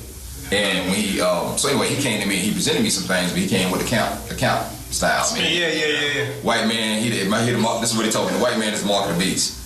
I said, what? So I was like, nah, man. So I didn't hear nothing he had to say. So I just dismissed him. Mm-hmm. And what happened was it was just like that. Somebody posted a meme on Facebook, and the meme just had a slave ship, and it said, slave ships prophesied in the Bible, Deuteronomy 28. Wow. I was like, man, I read this book on cover to cover, I don't know how many times. Ain't no way I missed it. So I was like, so let me go back and read it. So I went back and read it, and just like Mo said, it was yelling, it was screaming at me. Wow. And then when I read it, I said, man, this is the same way the people. So I started doing my research. I brought them to the congregation. I said, hey, I told them, and I had some people that fell off because of that. And then after that, the people that left, they said, we're gonna walk in this thing. So so after that, I said, we the people, we're gonna keep them commandments. Yeah. Mm-hmm. So we converted everybody over, and then at the same time, I said, man, we need to have some fellowship. Because I went full with the camp, because the stuff they were saying, it was in Africa. I knew from script it was in Africa. It ain't like I didn't know the script, I just know who he was. I was actually doing teachings on the Ashkenazis that they wasn't the people before. Wow, that's amazing. Yeah. So, but I didn't know who the people was. So then I realized it was us. I said, man, we gotta keep it. So anyway, saying that to make a long story short, I said, man, we need to find somebody to fellowship with. So, man, I mess around, go on YouTube, and I see 100% proof. About Israel. I said, man, this dude off the chain, he killing it. I said, let me contact this bro. Where he at? I said, I said, man, let him be local. Just so happened he in Augusta. He an hour and a half away from him. We can get to him. So I told everybody, I said, man, we're gonna try to see if we can fellowship with these brothers down in Augusta. And the rest was history. Wow. That's it. That's how we hooked up. Okay. That's good, man. Good information. So, what we were talking about earlier with the feast day determining that when the date is agreed upon, what's the game plan from there? Well, this is the thing. We had such a great time at this last Passover that was in Selma, Alabama. Okay. And so many people reached out. Because we had more people come than we thought was going to come. But because you know how we do. We say we're going to be there. You might have 100 say they're going to come. With us, you might get 65. Yeah. Right. Sure. But everybody came. They said they was coming and they told friends. So we was like, man, wouldn't it be beautiful if we can all come together and do our feast day together and invite our West African brothers over here that never lost their history and to talk to us. So that was the reason that we brought a Quinte. And now that door with a Quinte has opened up other priests that are in West Africa looking to give us more information. Wow. You know what I'm saying? But they don't want to necessarily do it on a video screen, but they would love to come that's heavy. and implement things. Yeah. So that's what we're looking at. If we can get unity there and get everybody to come, and we might just start off with Passover. You might can do the other ones, with your local congregation, and then eventually we just have Passover and tabernacles together. Right. So that's the game plan. To bring us all together, to start doing it like a family, and then when we come together, we'll start strategizing. Right. And now, there's an event. I want to say there's a tabernacles coming up. Y'all having it here in Florida? Yes. Yeah, Lakeland. Lakeland, Florida. I always say it wrong. I'm gonna let you handle that. I think so. Bro, I'm the worst when it comes to dates. I think it was DeLand. It's DeLand. See what I told y'all to mess up. Where we going, man? Can we go get the sister that nobody? Can we get the sister that nobody so she can tell everybody? Yeah, we'll get Nina on that so Nina can talk about it. Yeah. I go get Nina. All right. So yeah. Yeah, D Brewery, that's my intel, man. He be gathering the information out there. He be like, hey, Mike, we might need to look into this. I'm like, all right, man, let's check it out. Yeah, D Brewery, I'm saying, man, I saw y'all going in. I didn't realize I had the show. I said, my man got the show. I saw you, so I recognized him and you up there. So, man, y'all be going all the way in. Yeah, man, it really resonated with me really seeing, just stepping back, seeing what y'all really doing, and the way I look at stuff. I always try to look at stuff from a huge level, like even on a prophetic level. You can see that. I can already tell what y'all doing is going to get real big. Yeah, because I already know there's a huge amount of Hebrews out there that are scared to step out there. Because I know when I first stepped out, it was ugly. Some of the folks I ran into, man. You know what I'm saying? So yeah, it's like stuff like this. People see it, and they know. Okay, that looks safe. Well, and all of that, man. We trying to come with unity, not division. You know what I'm saying? All right. Come on, pack it in. All right, let's see how we gonna do this. Let me tell you. All right. So you can come on over here, sister. Yeah, you can. What do y'all do? You talk. While I'm getting set up there, getting everybody set up for the interview, I'm gonna make sure the video's at the right point. But like they were saying, man, it's imperative to come together first and discuss doctrine. You know what I'm saying? Not get caught up in trying to debate about every little thing.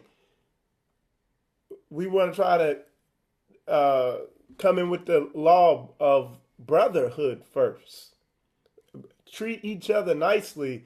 Be able, because and that's why I like what Morris did. I see the genius behind it, the wisdom behind that is that feast day's key, man. Because just like this event this was James 1:1, but all these people came out and there was so much fellowshipping and socializing and meeting. Like, Look here, man, and this is real talk. It's gonna take me another, you know what I'm saying, probably a month or so to go through all the and go through all the people I met, all the names and all the people who I met at this event, and just go over it and take it all in. You know, all the information I got from people and all that stuff like that. And it's like you go to this event, and that's going to be the next part of the show here. Is not only are there entertainers, not only are there teachers, brothers really bringing the word out, but there's also people there that are, and this is one of the big things I push, who are coming, who bring practical things to the nation. Like, for instance, me, I'm an auto mechanic, so I bring mechanical advice for your car and stuff like that. You could get that type of advice and guidance and wisdom from me. There's another brother who came there, and he brings medical advice. He's in the medical industry, and he could give you advice medically and health-wise that you wouldn't know. Because while I was at the event, I sat down next to him. I was like, I guess I've been talking too much. I was like, I got a headache. He was like, you know what you probably need to do? You probably need to go get some water. I went, got a couple cups of water, headache gone. You know, and that was something basic, but he was talking about some other things about making sure your head's warm when you go to bed at night. You know, so, and we're going to get into all that, but there's just a lot there, you know what I'm saying, on a lot of different levels. This event was very efficient, you know what I'm saying? All right, but with that said, let's press on with the interview and get it going. You just added Sister Nina into the mix, and yeah, and we apologize, y'all. Look, we don't know it all in the sense of where everything gonna be. That's why we got beautiful people that know what they're doing, that's working with us. That's right. They can give you the right information. That's teamwork. That's Israel company. Delegate. That's what you gotta do. All right. So, and what I asked him is, the Tabernacles event is here in Florida. When, where, and all that stuff. So, Feast of Tabernacles this year, what we're referencing is the Yisrael Sukkot. It's going to be in DeLand, Florida, October 9th through the 15th. Okay. Registration, of course, is open. Mm-hmm. So. And what's the whole event going to entail? If you could tell everybody a little bit about the event. Yeah, so ultimately we're going to be keeping the Feast of Tabernacles the way that the Most High has commanded, is that we are coming together. A lot of people have to unfortunately keep feasts by themselves. Yeah. However, we wanted to make this more of a family and a nation atmosphere. So this particular site hosts up to 200 people that we will be able to come together, keep this feast during the day, every single day. Any registration fees are inclusive. There will be events all day long, some complimentary meals, worship sessions, bonfire nights, things such as that, and of course dancing. It's going to be that Friday. There's going to be bounce houses for the kids and barbecues. So it's going to be a full event. And if you've never kept Feast of Tabernacles before, this is going to set your bar a little high. So we apologize in advance for that. It's never going to feel the same, but it's going to be a really great opportunity. Exactly. And don't be scared of the ground. You know, we got some family that's a little scared of that ground. Just come on out there. We go help you get your spirits up. You got to start somewhere. You got to start somewhere. Yeah. You know, and if you're too scared, just come anyway. They're going to have hotels that's right by, and maybe we can get your energy up for the next year. Right. But still come and just be a part of the things that we do while we're there. Absolutely. All right. So like I said, we're here with Josh and Morris and Nina and Sister Nina, and we're gonna call brother Amir up, and he's the Morey down in ATL, Atlanta, Georgia. That's all right. Yeah. Atlanta, Georgia. So Atlanta, Georgia. So if you're in the Atlanta area and you want a fellowship and you want to come together, just go ahead and just let some of the things know, what y'all times y'all meeting and what y'all doing. Yeah, as of right now, we're meeting twice a month. We're meeting at a library down in the suburbs of Atlanta. So yeah, if you want to check us out, we can add you to a group. Just send us an email. Reach out to Rebirth of a Nation. Reach out to me on Facebook at Amir Ryder. So either way, we can get you connected and we can get you down fellowshipping with us at the new Rebirth Hub in Atlanta. What's the email? I don't know. Well, just email HebrewNationBuilding@gmail.com, and then we'll get you the rest of the information from there. And to register for Sukkot, you can go to www.2018sukkot.eventbrite.com, or you, of course, can go to, Hebrew Nation. Go to where she said. Don't send me the email. And you can go, and the links will be right there online. And do you guys have any other events coming up in the short term? Yes, we do. Come on back in here, Josh. I can switch. Yeah. All right, so No. let's go You from sit down. I got to stand up. yeah. Yeah, that's that window back there. So coming in August the 25th. Then 25th. 25th, we're gonna be in New York doing a big teaching. It'll be Rebirth of the Nations, Hebrews to Negroes, Prophetic Whirlwind. I think Yoshiyahu now. We haven't contacted them yet. They might be coming, but we haven't got. But we're going to do a big teaching together, and it's just like a gathering and kind of help promote the movie. But you're going to be hearing information that's going to be on the documentary. Ain't going to spill all the jewels, but we'll give you a little taste of what it's going to be. And then in September the 27th, I think, through the 29th, Rebirth and a Quinte Amar will be in Houston, Texas, in a prophetic conference. Right. They are having their tabernacles during that time frame, so we'll be down there. So if you're in the Houston, Texas area, we would love to see you there. October, we're gonna be in Florida with the feast days. Haven, Leland, Lakeland. Delane.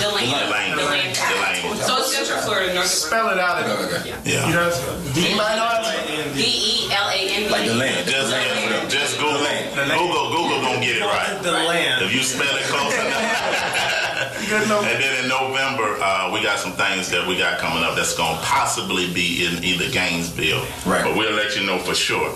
And then in December, we're gonna do the first. It's going to be the first major Hebrew concert. It's going to be called Sounds of Rebirth. And the sisters, Sister Nina Moore and Sister Kim, Dawida Kavat, they both working on it. So we're trying to tie down the location and get all this stuff going together. And we also got the radio that's coming up pretty soon. So be on the lookout. Oh, yeah. The radio now. It's going to be 24 hours of just Hebrew music and Hebrew teachings. We're going to also have different shows that's scheduled, and you'll get the whole list of everything that's going on, but that's going to be powerful. You ain't got to worry about listening to the regular radio station no more. This will be 24 hours. It'll be on the app, so all you have to do is go to your phone, hit a button, and boom, you're in the radio. And so it's on like an internet radio? Yeah, it's on the internet radio. And we'll let you know the launch date and when we start and all that. Yeah. So just stay tuned. Yeah. So they as you can see, they're definitely doing big things. Basically, the way I would sum up what these brothers is doing is they're bringing the Hebrew Israelite thing mainstream. That's what they're basically doing. Okay. And I already know I got a That's gangster right now. Out on the press. Yeah, but I got an eye for things that are gonna grow and blow up and take off, and it's obvious that this thing is going straight. I mean, it's prophetic. I mean, that's book. Exactly. Yeah. So all praise to the Most High. Yes. Yeah. All praise to the Most High. I got that email.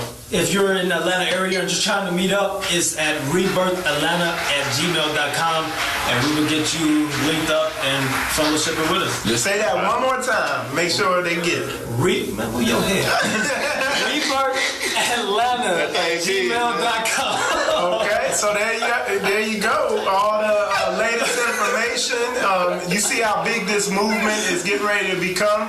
And I'm Mike with Spiritual Combat. That's right. And shalom, y'all. Shalom. All right. So yeah, that was an awesome, informative interview with Brother Josh Cullins, Morris, and the brother from Atlanta.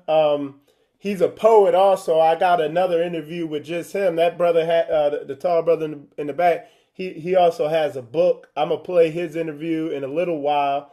But yeah, I mean, as you can see, they're doing big things. You know what I'm saying? And like I said, that little phrase, they're taking this Hebrew Israelite movement is going to be mainstream. It's going to really pick up steam with a lot of the stuff they're doing. And these events they do, they're good, family friendly, biblical, wholesome, Hebraic events that you can go to. And, they're safe. Good biblical Hebrew safe events with just like, cause the people I met were just social. Like if you saw me at the event, anybody who saw me at the event, I'd be sitting down for a couple minutes and then I'd be back up walking around, talking, meeting people, all that. Cause it just so many interesting people to meet, man. And and everybody was friendly and open. So, that's why the event was so good. But another aspect that I want to show you, because basically, spiritual combat, one of my main missions here at Spiritual Combat is the practical application of the word.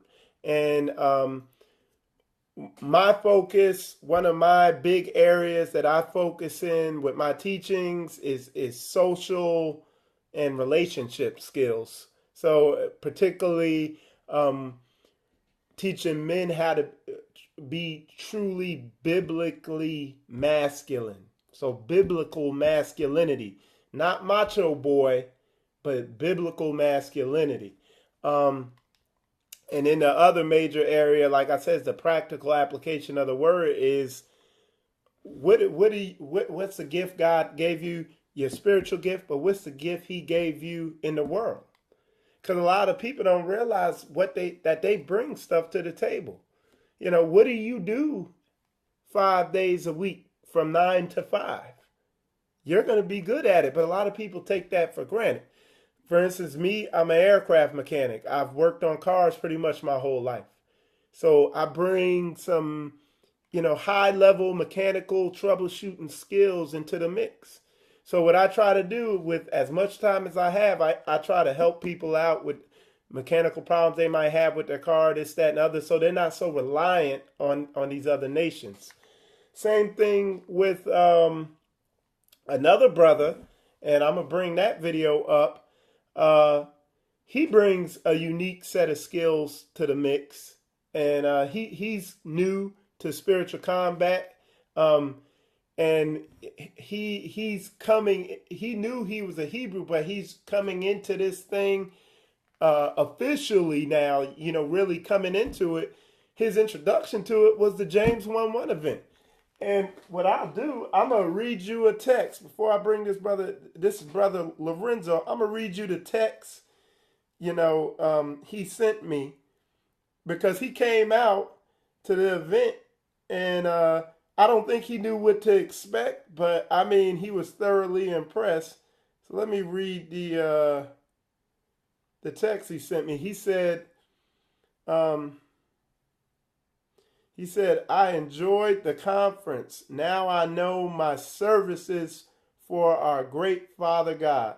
I will seek more of the Most High Father's word and works for him. He said, thanks.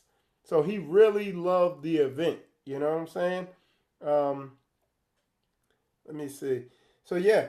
So I'm gonna pull up my interview with him, because these are brothers that are with the Spiritual Combat Ministry. And like I said, our thing is we want to build a nation on a practical basis, where if you need support in certain areas, you got people you could go to. Like I said, I'm heavily knowledgeable in real estate investing, in auto repair, and just fixing stuff, period, mechanical, whatever, and solving issues like that. And then heavily studied in relationships, okay?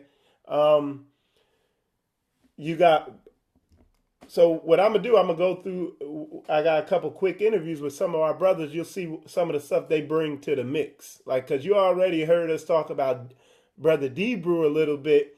He's like the reconnaissance man. If there's two Hebrews that meet up together on the Shabbat, he knows about it. Like, he knows all the Hebrew Israelite groups in the area, and he brings them to my attention. That's how I ended up meeting Majors. So what I'm going to do is I'll go ahead and bring up that interview real quick. All right, let's see.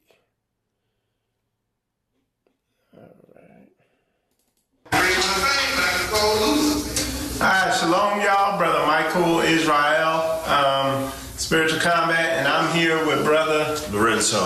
His brother Lorenzo, and he's kind of new to the truth, and one of the things that I'm big about in Spiritual Combat is putting the word, Yah's word, into action. And one of those areas is identifying your spiritual gift and your literal gift in the world. And everybody, a lot of people don't realize, but everybody brings something to this truth.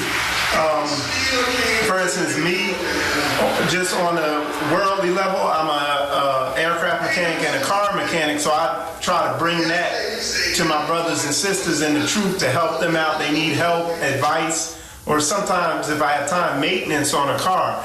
So Brother Lorenzo here, he brings a similar skill that he's in the medical industry, and he brings a lot of unique information on that level. If you could talk a little bit on that. Well, I was, let's go back to, I am kind of new, but I'm not. I've been in this all my life in God. To take on the calling of God who sent me and bring me here to encourage my brothers and sisters about who God is and what he means to me and what he means to everyone else.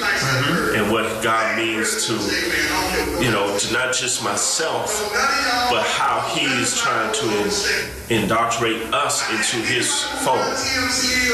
That's just saying that we are just the chosen people. There are those who are not of this fold that God is bringing into as well. Me, as in the medical field, I have enlightened about certain medical terminology, certain medical medicines that might help, but I'm finding out that a lot of the holistic medicine that medical field have used off the plants and animals and everything else, that God has already set for us, that man has set for his own profit in himself. But it is learning how to grow in the Spirit of God and how he wishes us to walk in this. I grew up in a denomination who kept the Sabbath, but my parents always told us that we were Hebrews, and they never couldn't understand that because there were certain Christianities that we grew and brought into ourselves, so we didn't never understand or took that for our own. Until as I got older and I went out to seminary school and went to school to learn about God, God told me to get away from him, to learn who he is and learn who I am to him. So now God is showing me through, enlightening more and more, and I'm finding out that who I truly am. I am a Hebrew. I am God's child. I am a chosen one. I am a messenger to those who come around.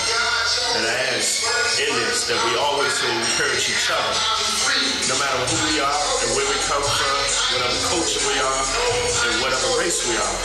God has no color or race or anything. God is God. And his people is his people. And that's what we are at him. And that's what we need to be. He is our God. Take the time out and thank my brother, Mike, with Spiritual Combat, that he's bringing in, that he can share to all those who enlightened by God's Spirit. It is the Spirit that we are used by him. And it is not us that he works through us. We are a vessel to be used by the Spirit. Exactly. And one of the big things that I find a lot of times gets there's our big emphasis on is, and I talk about a lot, is the practical application of Yah's word in the day-to-day life, like not just talking about it with our brothers and sisters, but showing it where our brothers and sisters can count on us instead of counting so much on people not in the truth and going outside their nation and everything like that, to where we can walk out that law of brotherhood that's in the Bible. You know what I'm saying? Like-minded believers and putting it into action. So what you're going to see in the coming weeks of spiritual combat, like I said, I try to do a weekly video just giving you car care tips, stuff like that. Well, I'm going to begin getting this brother on. He's going to be giving you weekly health advice and medical advice. Why? Because he's in that industry, and that's where y'all blessed him to be at. And a lot of us take the knowledge we have, we're sitting there doing something 5 days a week for 10 hours a day, and what happens, you take it for granted what you really bring to the table. But I sat down next to this brother, I was like, yeah man, I was like, I've been talking too much, I was like, I got a headache. He's like, why don't you go get some water? I went and got water, boom, headache gone. It's just second nature to him because he got an understanding of that. So, and he has a lot deeper information. So, like I said, in the coming weeks, you're going to begin to see, I'm going to bring him in, giving health and medical advice to people. Because, like I said, my mother was in the hospital for a while, and I learned how ill-informed I was about the medical industry. And you're going to find out how important it is to have some understanding about that. But with that said, this is Brother Lorenzo. This is Brother Lorenzo. I'm Mike with Spiritual Combat, and Shalom. Shalom.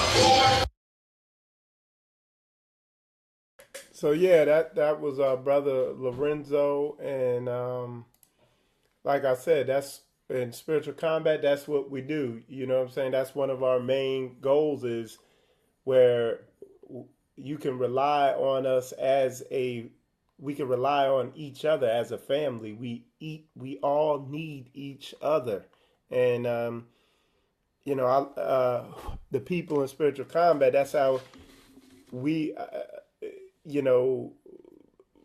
It's people who are looking to see what they could bring to better the team. You know what I'm saying? A team mindset. All right, so let's move on. I'm gonna pull up the interview I did with Brother Amir Ryder. He's a poet. So let me pull that up, and we're gonna watch that. Alright, shalom y'all. Brother Michael Israel, Spiritual Combat, and I'm here with Amir Ryder, revolutionary poet. And he's a Hebrew poet. He performed last night, and he is revolutionary.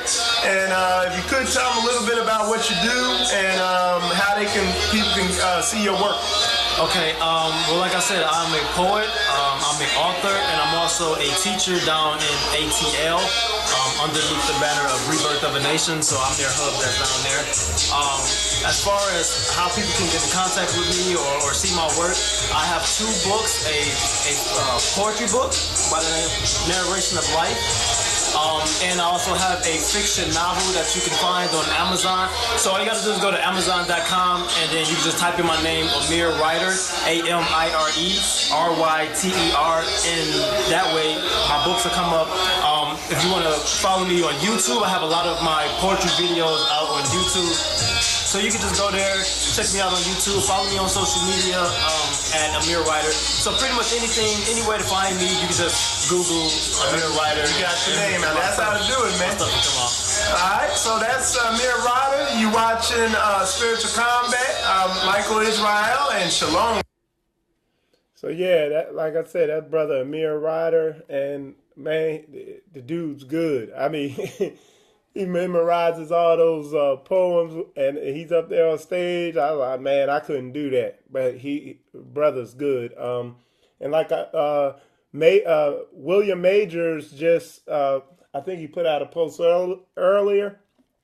Tonight, I think he's going to post the whole event. You know what I'm saying? So you'll be able to watch the event. And if you didn't go, you'll get to see what you missed. You know what I'm saying? All right. So moving on, this is another brother I interviewed. I had been wanting to get in contact with these brothers when I found out about them. Like I said, my brother D-Brew, he my reconnaissance guy. He found out about these folks because we're right here in Jacksonville and they're right there in Gainesville, which is very close to us. And these brothers are the Berean Council. That's a group right there in Gainesville. And this is Preacher JT. So I'll pull our interview up.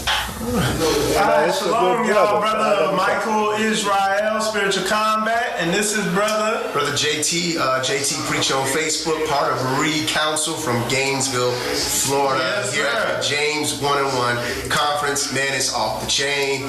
The gathering, the word, the fellowship, the music, man. This is what the kingdom gonna be like, man. It's here on earth right now, man. It's beginning to come together, man.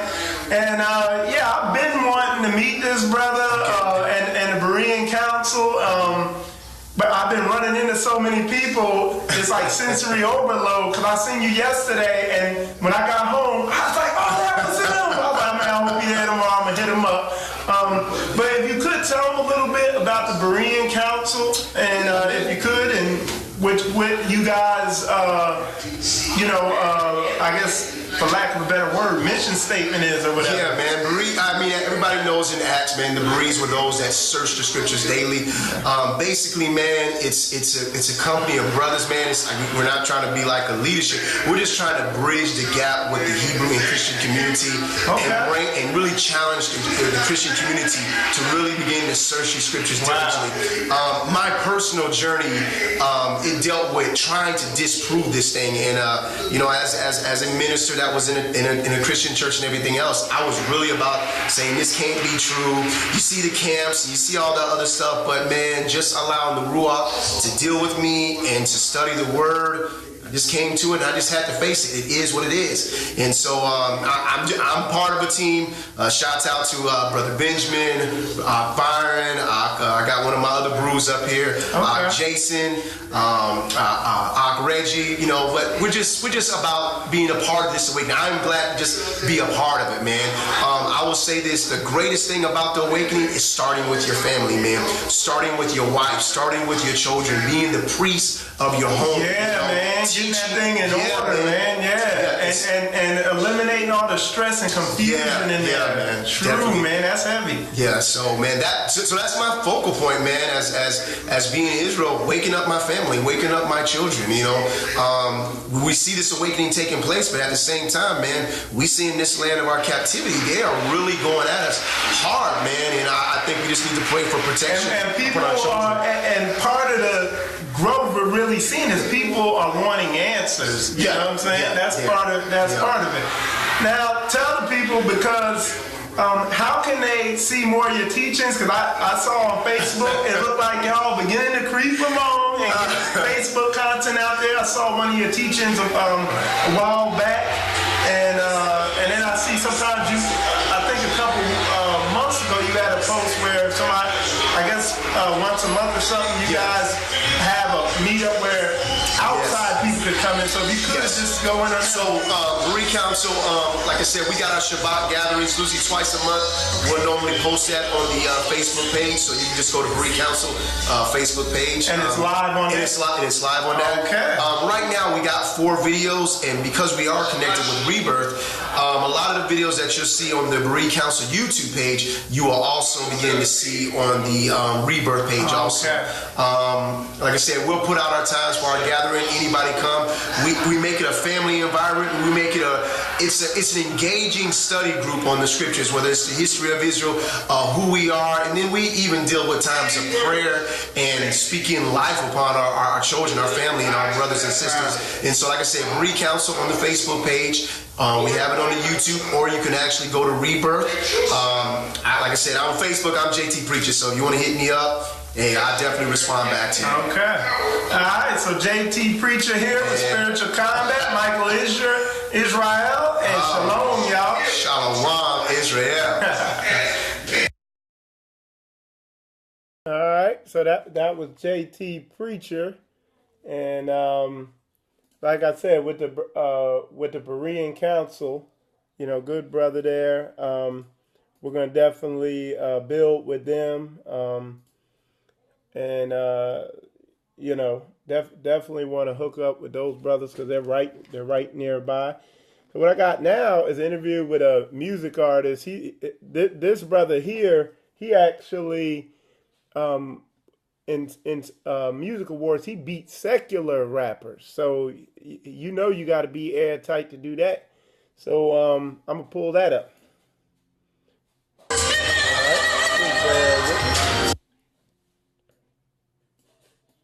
All right. All right. So I'll pull up this interview and hit play. All right.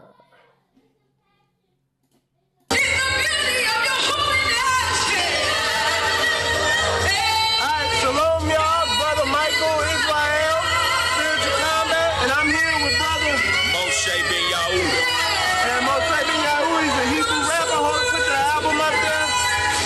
And if you could, just tell everybody what you about, what you be flowing about. Okay, well, first of all, I'd like to give all praise to the Most High Yahweh for all in this unbegotten love of His Son, Yeshua.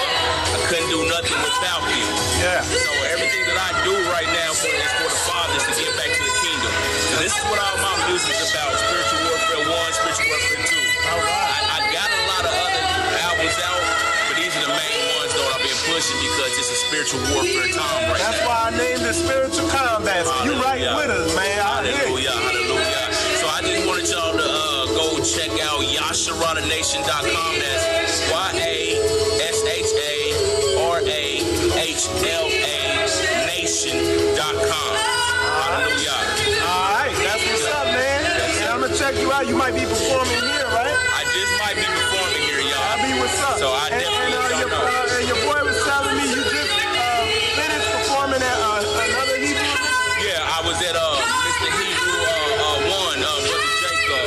We had a big deal in Memphis, Tennessee. Okay. And we actually won an award over secular music. Wow. So that was a big deal. That's a stamp right there. You know he's serious. Yeah, that was a big deal. That's what's up. Hallelujah. So, yeah, man, we just now, I'm out here in Florida to support the other brothers and sisters with Rima and Bird Clothing and all these other brothers with their talents and gifts. So, all right. Hallelujah. So, check them out. There's Mike Spiritual Combat. Shalom, y'all. Shalom, shalom.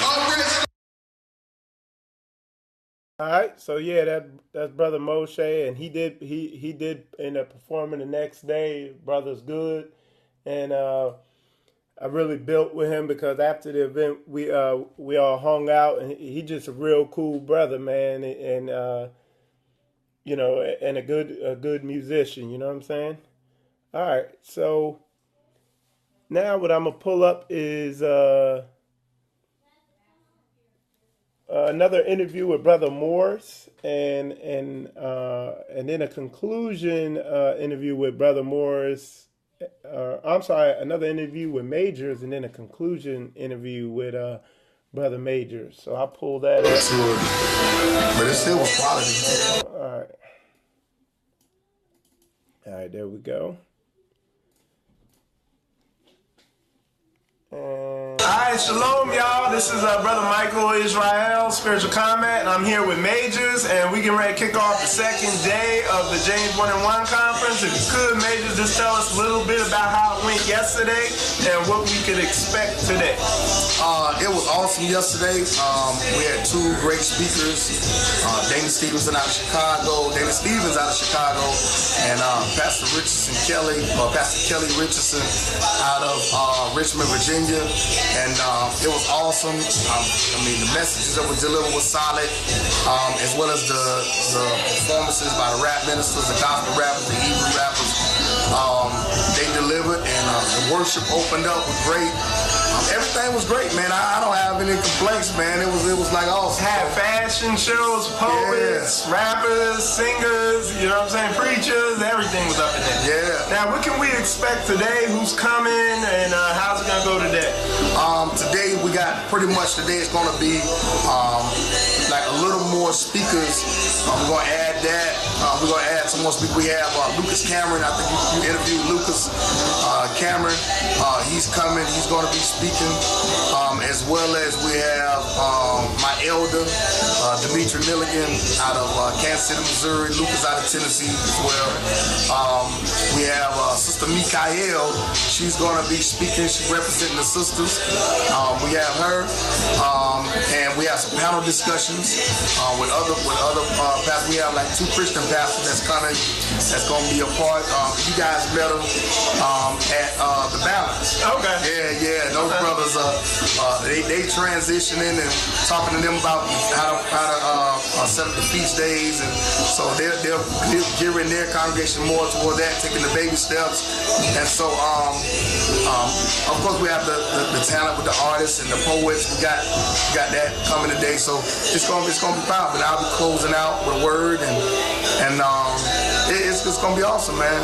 And y'all, and you know, I hope you guys are coming to this event, because I mean, you got folks, they'll go to the movies, they'll watch these TV shows made by your enemies, and then here we go, we got this event put together for you, you know what I'm saying? And some of y'all have some crazy excuses why y'all not coming out, and everybody here is for you, you know what I'm saying? Yeah, everybody here, man, is definitely a great bond, a great fellowship, and so that's been the great thing, man, just seeing brothers and sisters, man, come together, traveling. I mean, if brothers and sisters can make sacrifice from Maryland and Delaware and all these other 6 cities and states, you right here in Jacksonville, you up the road in Orlando, St. Augustine, ain't no excuse to get here. No excuse to get here, man. So it's definitely awesome, man. So with that said, that's Brother Majors, and you watch the Spiritual Combat, and shalom.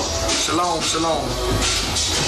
Alright, here's the conclusion interview. Alright, shalom, y'all. It's Michael Israel. We are concluding the James 1-1. Got Majors here, Morris, and everybody. And if y'all could tell us how it went. Man. I'll let Morris start. Man, listen. Y'all tripping. Whenever we doing something, y'all need to be there, man. Because you talking about life-changing stuff, man. You need to be there, because you're going to miss what the Most High is saying. The Most High spoke through everything. This thing was phenomenal. Men and women, everybody coming together. It was just a beautiful, beautiful gathering. I'm telling you, y'all going to keep sitting on the couch, and we're going to be all over the world in a minute. Y'all going to be wondering how they got there. Oh, you sitting on the couch. So if you want to be part of this thing, man, come on, fellowship with us, because it was just amazing. And I tell you, it had to be good, because I didn't see the children running around too much. Ruach was in here. But we had a beautiful time. Yeah. I loved it. The unity with the brothers, the love of the sisters, the sisters connecting, getting each other knowledge, stuff like that. Fellowship is amazing. I just love what the Most High doing. Yeah. Man, it hasn't hit me yet. It normally hits me probably Wednesday when I'm able to process everything and really look at everything. But other than that, I mean, it was great, you know, organizing it and hosting it. So kind of running around, so I really didn't get a chance to soak up everything and be a spectator. But I know one thing, it's undeniable that the Ruach was here. I felt the spirit and I saw it upon the people. And as long as we've done our job in making sure that we come together and have a great time and the spirit is there, I don't have nothing to complain about. That's right. We got to bring the spiritual Mike Tyson in here, because that brother threw a knockout blow in 5 minutes. I ain't never heard a word dissected with a knockout blow. Come on, let's spiritual Mike Tyson up there. So what'd you think of the event, man? Oh, brother. This was a killer. What Majors is put together, the Most High has been using him to do and to bring all of us brothers together, because you have a bunch of different entities. Yeah. Everybody was doing different things, and he brought us all. He had this vision, and he brought us all together. And for the last year, it's just been killer, and it's been growing and growing and growing. And every message I heard was powerful. Everything I heard. And when Elder Dimitri, oh my gosh, man, he's some Mike Tyson. Elder Dimitri killed him. It's so beautiful, it's so powerful. And everybody's of the same spirit. You know, they might have slightly different understandings and stuff like that, but it's a similar spirit of wanting to build a nation. I mean, that's what I saw. I think, it wasn't even really like some of our slight issues. I think can be resolved just by communication. Exactly. I know a lot of other brothers, especially with the Hebrew name, but that can be worked out, because if my brother Mike has an understanding of Yahushua, I know who he's talking about, so I don't have a problem with saying Yahushua if I'm around him, because I don't want to offend my brother. And I think if we go back to stick to the scriptures of loving our brothers and not want to offend our brothers, I think it'll be easier for us to work out certain things, because at the end of the day, we all know that the spirit is what's going to really bear witness, and the fruit, because you can't have fruit without the spirit. So at the end of the day, I think a lot of things that's non-salvation issues, I think those can be worked out just by simply loving our brothers and loving our sisters, and just saying, hey, it's just like when you come to somebody's house and they give you the rules of their house. You don't go in there saying, oh, well, man, this is what I want, this is what I want to do. Well, no. The brother tell you when you come to the door, hey, man, in our house, we take our shoes off. I can't just go in there saying, well, shoot, I'm keeping my shoes on because I'm entering into his house. It's the same thing when we deal with each other. I think it's easier if we deal with each other when we come together and we ask the non-salvation questions first, because the salvation issues isn't prevalent or a major thing. It's the non-salvation issue that we focus more on that's causing division. Everything else can work itself out, man. Yeah, that's true. And that's why because I know we have outside guests as well.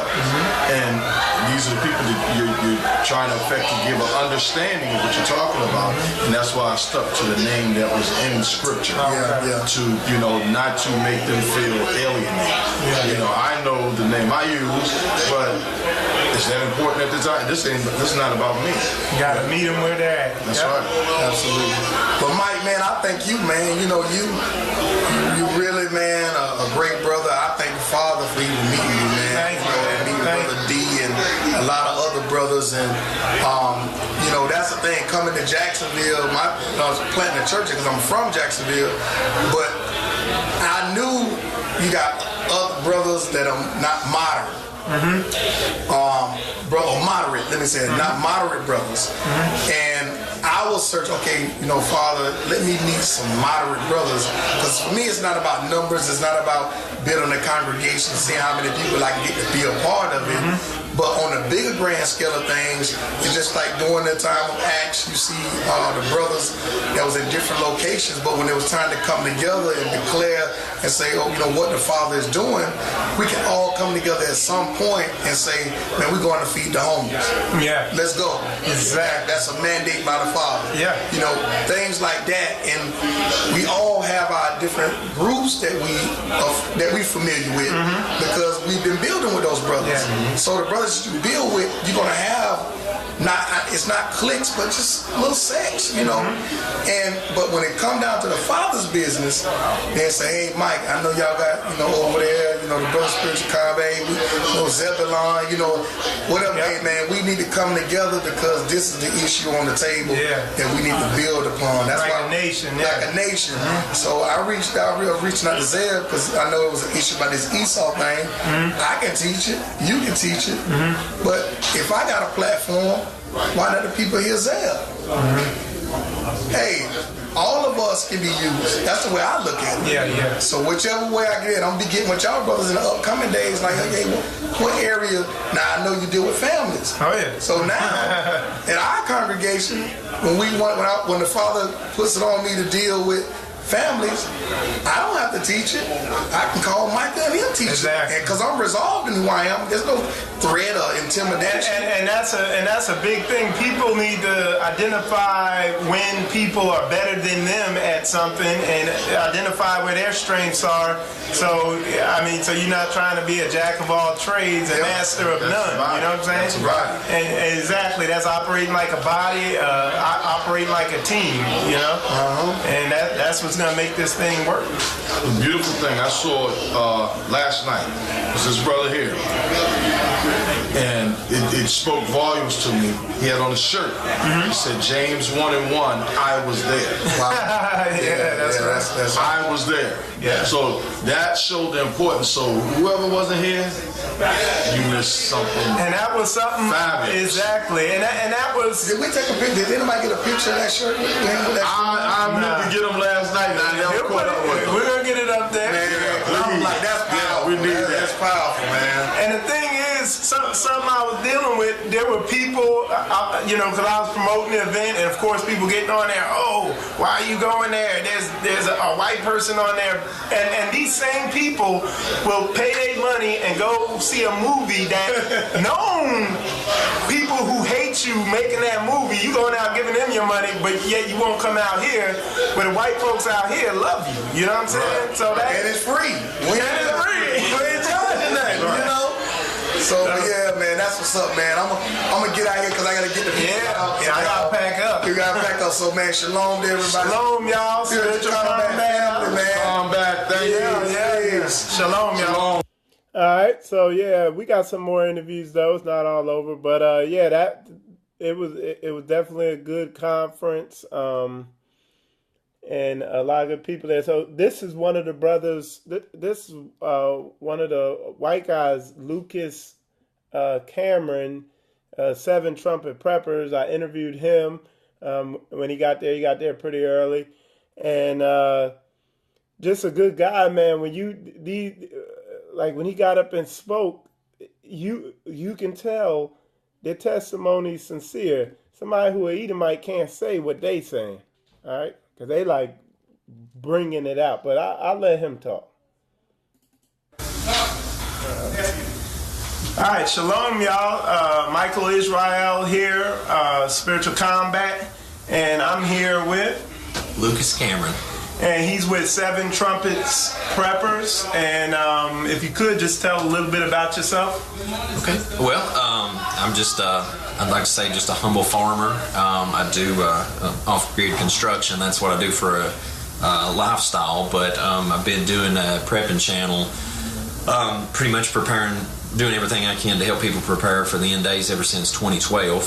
Since I learned about the 7 Trumpets Revelation, come to a realization we're in the last generation, and so many things snowballed from that point. I found out who the Father's true people were, the Father's calendar, holy names. It's just one thing after another, just snowballed. And as I come into the knowledge of those truths, I continue to share it with people because I used to be a deacon in an assembly, and I've seen a lot of things go on that kind of, broke my heart. I've seen where one of the pastors said, just pretty much lay aside the 10 Commandments. I knew that was a red flag to exit. And so pretty much I've been taking my walk out of Babylon since 2009, started the channel in 2012, and been doing everything I can to build the kingdom since then. And like I was saying, he has a video on his channel, and it's an awesome video. I'm gonna actually do it on my channel, and the title of the video is 7 Trumpets Prepper Beliefs, What I Believe and Why. And you can really see how he came into this truth. And one of the things I noticed, and it's like a common thread for a lot of people who is just like the Bible says, seeking you shall find. And in the video you were saying how your mindset was, whatever the truth is, I'm going to get to the bottom of it, whatever it is. You know what I'm saying? And that's something I said to myself when I came into this truth. I was like, wherever it takes me, that's what it's going to be. But talk about how you came into the truth. You could briefly say, because it's in your video, but if you could just elaborate on briefly how you came into the truth, how you, what made you arrive at it and everything like that, if you could? Well, as I studied the scripture, especially in 2009, I made it a point to sit down and deeply study all my core beliefs. Why do I believe and why do I do what I do?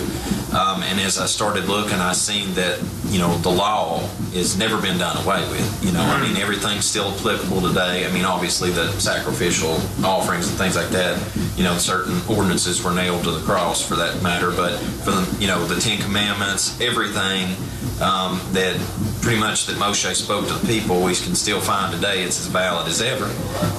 And so that started a separating process there for me from a lot of the people and, from fellowship that I had with one another, because after that I had noticed in a National Geographic magazine, it was called The Black Pharaohs of Egypt. And I started from there questioning who is the true Hebrew Israelites, because wait a minute, they blended in with the Egyptians, and now that I have a full spectrum picture of who the Egyptians were at that time, that dynasty, this can't be either. There's just so many things that started clicking, and then I started seeing through my studies that the Father's calendar and the Roman calendar weren't one and the same. His appointed times are not the same as Rome's. And one thing just continued to click, and before you knowed it, I was just like, wow, there's the way, and then there's what the world has to say. And there's awakening. I've never seen the awakening that's taking place currently. Yeah. Hebrew and Gentile. Not to interrupt you, but it's all across. And I don't know. Yeah, and as far as the Gentile, I didn't know that it was. So what you're saying is a lot of them are coming into the truth now too. Coming to that realization. Oh yeah, I mean, like, people have figured out that there is the world's viewpoint. I hate to say it, but like Christianity's viewpoint, and then there is the way.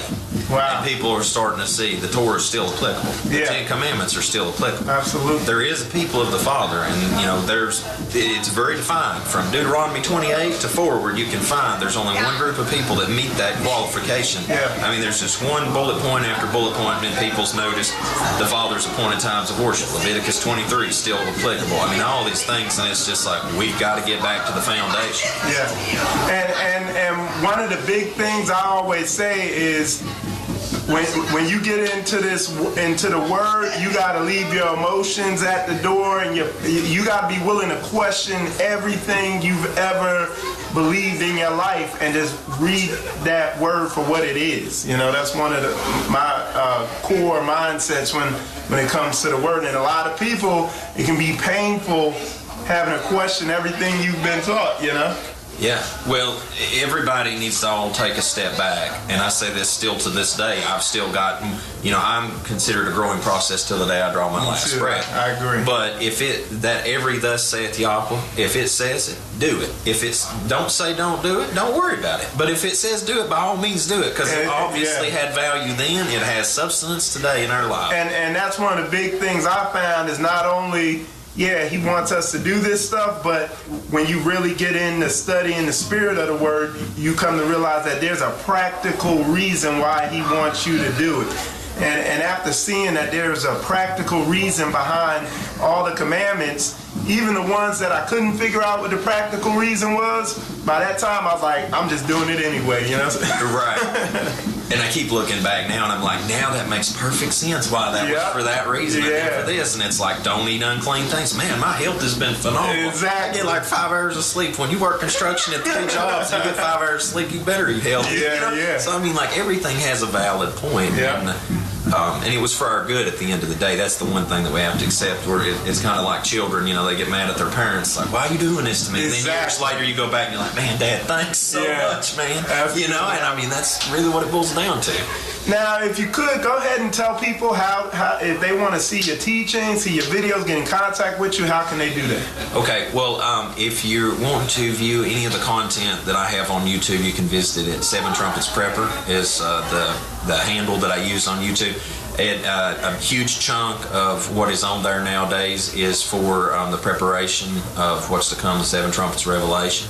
And there's also a lot of videos that I've done in the past on how to build things, how to do off-grid water, how to do off-grid solar, tiny house construction, tiny house living. I'm currently filming that as I'm living that. Okay. There's just so many things. The documentary, little mini documentary I've done about the true Hebrew Israelites. All right. Father's Appointed Times. You name it. There's hundreds and hundreds of videos of them there from multiple years. And like I said, if you want to go on there, one of his first videos is just him telling what he believes, why, and how he arrived at it, basically giving his testimony. It's a good video, and I'm going to do it on my channel because it's a smart thing to do. Because a lot of the other speakers who came here, I had to do a ton of research, but you had your video right there, and it was like, okay, all right, I see where he's coming from. So that's good. But anyway, nice talking to you. I look forward to hearing you speak, and I'll be checking out your YouTube page. And with that said, shalom. All right. And then and you're gonna. But it still was quality. Is gonna be Elder Dimitri. All right, shalom, y'all. Brother Michael Israel, Spiritual Combat, and I'm here with. I'm Brother Dimitri Milligan, and we're here at the James 1 and 1, and Brother Dimitri, he's going to be one of the speakers here. If you could just tell them a little bit about yourself and how they can get in contact with you and watch some of your teachings. Well, I'm first of all, I'm Brother Dimitri Milligan on Facebook, and I'm Jeremiah Ben Yehuda on YouTube. Okay. And I'm based out of Kansas City, Missouri. All right. And what's some of the stuff you teach on? And how'd you come into this truth? Well, I came into this truth. I've been in the Christian church all my life, and I was probably around in my ninth year. About in my ninth year, I had become an associate preacher, preaching at a pulpit. Okay. And as I started learning the scriptures, I started coming in contact with a little bit more information that made me start questioning things that were being taught in the church. As I started bringing those things to the forefront, then eventually my character and influence in the church was assassinated, and I was left just holding the bag. And then one day I looked at a video. The video was called Hebrew, or so-called Negro, and it shook the very foundation of everything that I had come to believe in through Christianity. Wow. And I realized that I got kind of prideful, you know what I mean? So I was on a mission to debunk what I was witnessing. Yeah. But at every turn, I found out that what was being said was true. And so I eventually came to a point. I went through a process. The first process was denial. The first process was pride. I thought I was going to debunk it. Second process, when I seen I couldn't debunk it, I was in denial. Yeah. I went from denial to confusion, because now I don't know what to do with the information. Yeah. And then I went from confusion to downright anger. But I could not understand how that I could be sincerely trying to do the work of the Most High, and He would let me be teaching things that were not biblically correct for people. And eventually that anger subsided, and it turned into joy. As the Father instructed me to go back to the beginning of the book, do with the first half what I did with the second half, only see it through the eyes of my forefathers, the descendants, since we're the descendants of slaves. Yeah. He said, you look at this scripture through the eyes of the slave, and then you'll be able to comprehend it. And that is how I came into the truth. And so the foundation of my ministry now is dealing with the wake up of the children of Israel. Yes, this is the season that the Father is reversing the captivity of His people.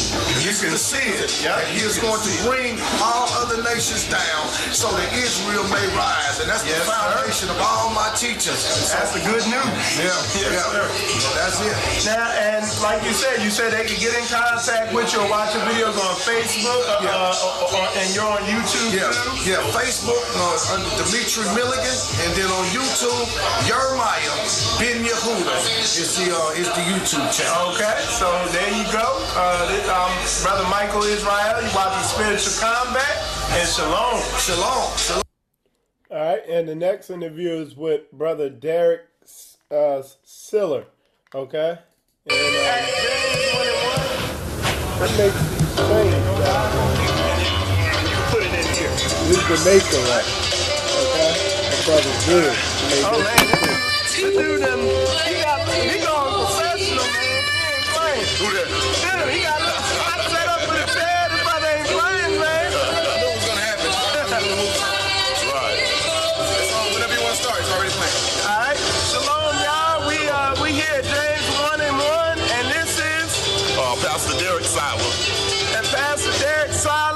bring him on here because this brother makes these, man, and he's off the chain at it. And brother, you can go ahead and talk a little bit about him, man. Well, I started doing these because I was seeing a lot of the Hebrew brothers wearing different lines of Judah heads and whatnot, and I was like, well, I'm artistic myself, so I can make these myself. And so I began to just go out and buy just wooden beads, but mainly I just do wooden things. I'll do some accessories that, spacers and different things like that may have metals or jewels in it, but mainly I try to do wooden products. Okay. And so I started, after I started making a few of them, I got better at it, and so here we are. Yep. And this is one of my prize pieces that I just made. I haven't seen that one. He can ready to make I got some more that I'm going to display tomorrow that nobody ever seen either. Okay. So, that's going to be awesome. That's just what I do. This is a side job, something that I do. And you're originally from Atlanta, Georgia, right? Yes. Okay. Yep. Yes. So he's down here in Jacksonville, James 1 and 1, doing his thing. That's right. Thanks for having you on, bro. Appreciate that. All right. Look me up on Facebook, Pastor Derek Siler.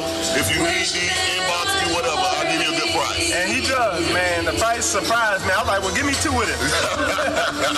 All right, shalom, y'all. Shalom. Yeah, I'm going to get you on. Come on. How you came into this truth and came to the realization. Okay. You know what I'm saying? Okay.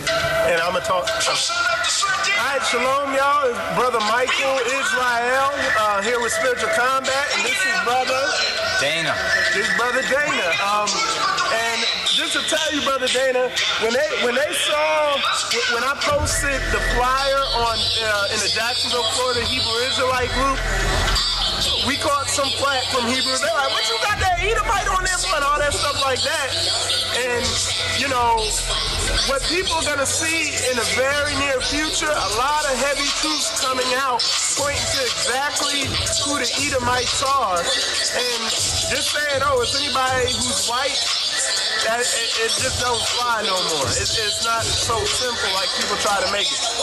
But with that said, brother, go ahead and tell them how you came into this truth, how you came to the realization. All right, well, I'll try to put the history in a nutshell. Okay. The history is as important as the way I came to the truth. I actually moved to Chicago to go to Moody Bible Institute. In January of 1994, I was going to finish my last 2 years of my bachelor's degree. I was going to be a youth pastor, but I thought I was going to be living in the wilderness and in a camp setting. That was in January of 94. In March of 1994, 2 of the guys that were on the floor where I was living had invited me to visit a church where they were attending. And they both were going to major in inner city. They want to spend the rest of their life, felt like God called them to be a youth pastor or a pastor in the inner city in the black community. Yeah. So I went with them.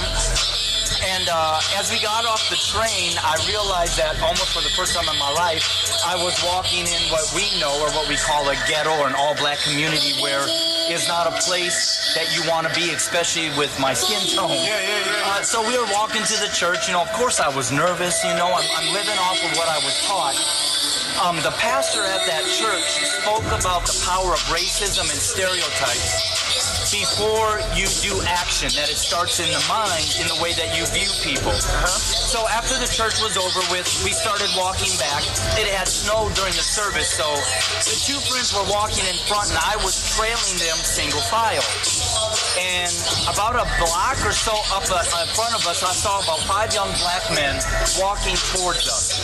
So naturally, all those fears and all of those things that I had been taught about an inner city began to come up into my mind to remove what I was taught by the pastor about racism and stereotypes. But I also believe that when God throws out truth, it's like that parable where does the seed fall? And I don't want the seed to fall on the pavement in my heart. I want it to grow. So I began to talk to myself like, all right, come on, Dana, if those are 5 white guys, you would not be thinking what you're thinking now.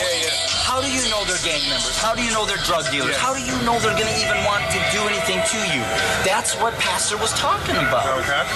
So as I'm talking to myself, myself and walking, they picked up some ice chunks. I thought maybe they were going to have a snowball fight or something. As they approached the two guys that were in front of me, my friends, now they were white too. They were Caucasian, they were as white as I was. They said, hey, what's up, what's up? And so when they got to me, they said, what's up? But they also used their fists, they used their ice chunks, and in a few moments, they left me beaten, bloody, used those ice chunks against my head. I was in the snow. And then the last guy gave me a kick. And after he kicked me, he said, welcome to racism. And all 5 guys ran off. Dang. It was at that point that my 2 friends turned around and saw me in the snow. So they didn't hear me getting beat up. Well, after that took place, I went through a lot of different thoughts. But the first one that really impacted me was I felt the pain of those guys when they said welcome to racism. Growing up in an all-white small country town in southern Minnesota of 4,000 people, racism was described or defined as if I called you the N-word. Yeah. I had no clue to systematic racism. I had no clue to the depth of racism and prejudice that lies in this nation. Yeah. So when they kicked me and they shouted those words, I asked God at the time, I was like, I felt that young man's pain, but I didn't understand it. I didn't understand where the pain came from. Well, that beating changed the course of my life, that I no longer was called to the wilderness or out to the woods to be a camp director, but to be called to serve God in the inner city. And so over those next almost 24 years, 22 years, the Lord brought me on a journey to learn by living in that same neighborhood where I was beaten up. I learned what was behind the pain of those young men when they said welcome to racism. I learned the systematic racism. I learned that the very blood of this country is racism. In the way that the way that we don't value you, the way that you're not equal. I saw white supremacy. I saw all of that. Even saw it in myself in the experiences that the Lord brought me through. As I began to see this, the question continued to come into my mind, why? Why are you so hated? Why do we dislike you? As a white man, we dislike anybody that wants equality. Even white women are beneath us as white men. And you will see that when you're in my culture. Women are below us, but we hate you as black men and black women. And so I continued to ask God, why? And then when I would see the violence and the death, or I would see young black men and women that were overcoming those hardships, and then all of a sudden they'd get hit by a car, or a drive-by shooting, or they'd get locked up in jail wrongfully. I began to question God in believing that God must hate you too. So then, Christianity teaches, or taught me at that time, that you're cursed because of Ham. So then I started to accept, okay, you're cursed. But then yet in Christianity, I was taught that the blood of Jesus Christ breaks those curses. So if it breaks the curse for me, how come it didn't break the curse for you? Because you're black. About a year and a half ago, I was in bed again, and I was questioning God, and He woke me up. I kind of fell asleep, and then He woke me up, and it wasn't an audible voice, but it was an audible voice in my mind, and He said, son, they're not cursed, but they're my chosen. Wow. He said the reason why everybody hates them is because they're my chosen children. Wow. They are the true, at that time then, it was like the Jews But then he led me to Deuteronomy chapter 28 that night. I went and opened up Deuteronomy chapter 28, and he revealed enough to me for me to understand that you were brought to this country on slave ships because of disobedience from your forefathers, and that you were living under the 400 years. But that now he was bringing you out. And the reason why you all have been suffering and so oppressed was due to that. And that answered my question, that you are the chosen. And now I know you are the true Hebrews and the Israelites, and that the Most High is preparing your deliverance and bringing you out from underneath the hands of my ancestors, your enemies, your oppressors, your slave masters. And see, and that's something I talk about. And to be honest, you're the first white person I met in person to bring that out like that.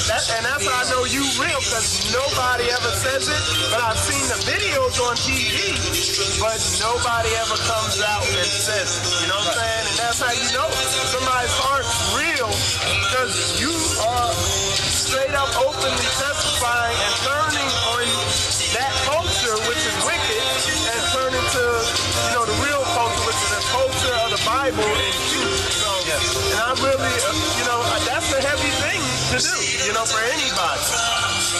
You know, I don't see it as really heavy. I mean, I understand what you're saying, but I see it as an honor. Wow. I see it as an honor that the Most High would feel that he could choose me to not just deliver the message, but to reap the benefits of, getting to know the beauty of who you, as my black brothers and sisters, or as his chosen people are.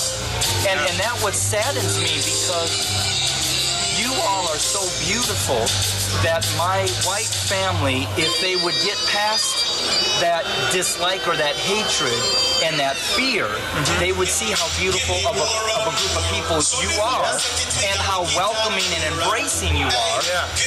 Because if the roles were reversed, my people would have already lynched you. You wouldn't have spent 24 years living where I live. But yet for 24 years I've lived in an inner city community, and not only have I been accepted, but I've been embraced. Wow. And that speaks to who you are as a group of people, which eliminates what white people hailed onto, which is we fear the very people we hate. Wow. And that is why, like, even with Trump and everything that's happening right now, they won't even hear their God speak, because opposite of God is fear. That's the opposite of faith. And love is the opposite of hate. So if you're filled with hate and fear, you're not going to hear his voice to know who you really are. To eliminate that fear and eliminate that hate. Now, how can people find you? Where are you at online? How do people... well, if you Google One Love, that is the ministry or the mission that the Most High has put me on. One Love is bringing together all individuals that embrace the truth of who you are, embrace the truth of who Yeshua or Jesus Christ is, repent of what we have done to you as the chosen people of the Most High, and then takes another step, repays you for the wrongdoing that we have done. That's real talk. All right. Well, it's nice meeting you, and are you gonna be speaking tonight or tomorrow? Tonight. Okay, awesome. So that's Brother Daniel here. My name is Mike, and this is Spiritual Combat. Hope you enjoy it. Shalom. I hope I didn't make that too long. The light came on. The red light. Good. All right, shalom, y'all. It's Brother Michael Israel, and I'm here with Sharika McGee. And she is the owner of what's the name of it again? Red Rose Naturals. And she's going to show you some of her products and tell you a little bit about it. This is my Red Rose oil here. He took over Yeshua. It's infused with fresh roses. He was going out to very relaxing. It's a good antidepressant. He called me. So we have that. And those are real roses in there? Yes. Wow. Everything is made with organic ingredients. We have our eczema relief lotion. This is a very popular lotion. We actually started our business based on my son's condition. He was suffering from eczema. So with diet changes and creating him a product that's free of chemicals and made with herbal ingredients, ready to repair his skin and get his skin back healthy again. Wow. We have our all-natural deodorant. This is also very popular. As you know, many of the deodorants in the store are loaded with chemicals and a lot of metals as well, which is very bad for our bodies. It's absorbing our skin very quickly. Thank you so very much for allowing us to share our line with you all. Thank you so much for your support. We also carry essential oil rollers, Give it up, great word. soap, lotion, and a few other things as well. Now, if they want to get in contact with you, if they want to buy your products, what is it? This time we're gonna keep it going. Yes, we're web-based. This brother event-based that's coming up, man. So we have a website, redrosenaturals.com. You can make a purchase there. We also have a contact section where you can send a contact message. Where everybody contact with me for any questions or concerns. Everything is handcrafted by me, so if you have a question about a product, I'm always available to answer your questions. Okay, awesome. And you know, we're all about relying on our nation, our people, not going to these other nations, buying these poisons. They sell out there to make money off you. And like she said, her product was made out of necessity. There was a need because her son's skin was breaking out. So you know she put quality in there. But yeah, we appreciate you coming on. This is Michael Israel, Spiritual Combat. Shalom. All right, shalom, y'all. Brother Michael Israel here, and I'm here with Sister Ellie. Elder Mark. And tell them a little bit about what y'all do. And just prime it, my wife bought some kufis from them, and they were awesome. And what else do you guys sell at the store? Our business is Kings and Queens wear. We started, I say about in January, the Most High God put it in our hearts.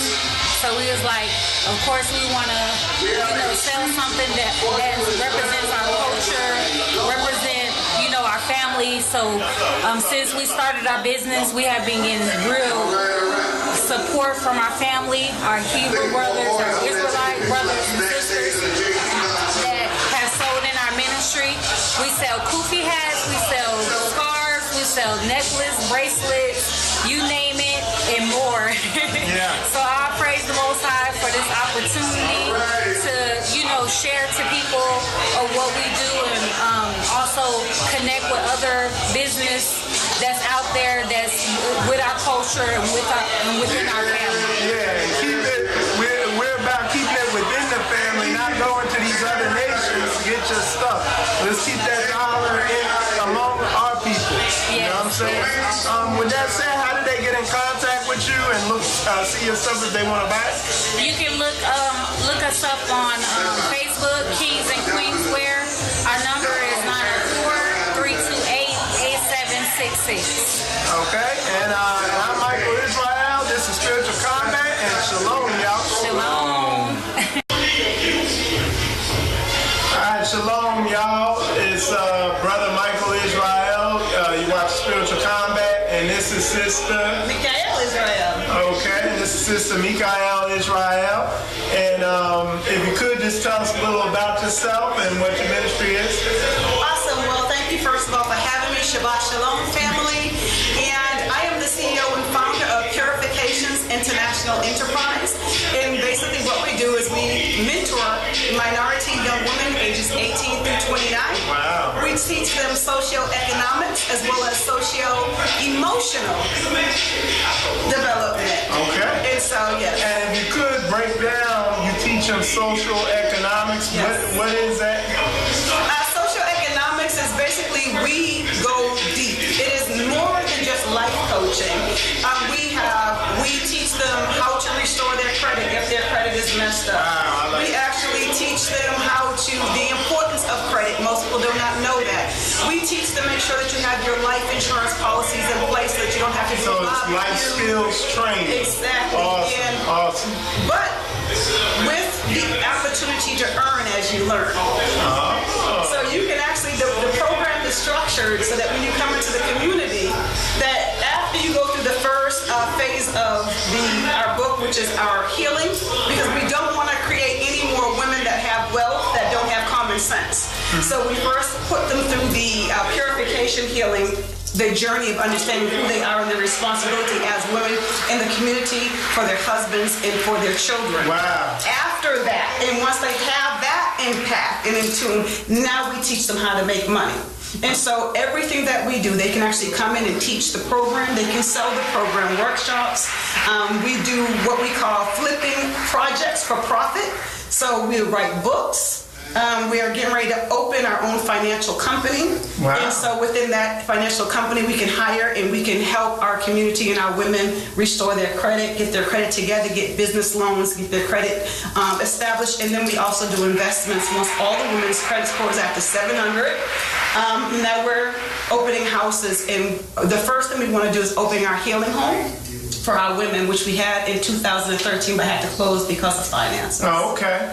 Now, and where are you from? Originally, I'm from New England. Oh, okay.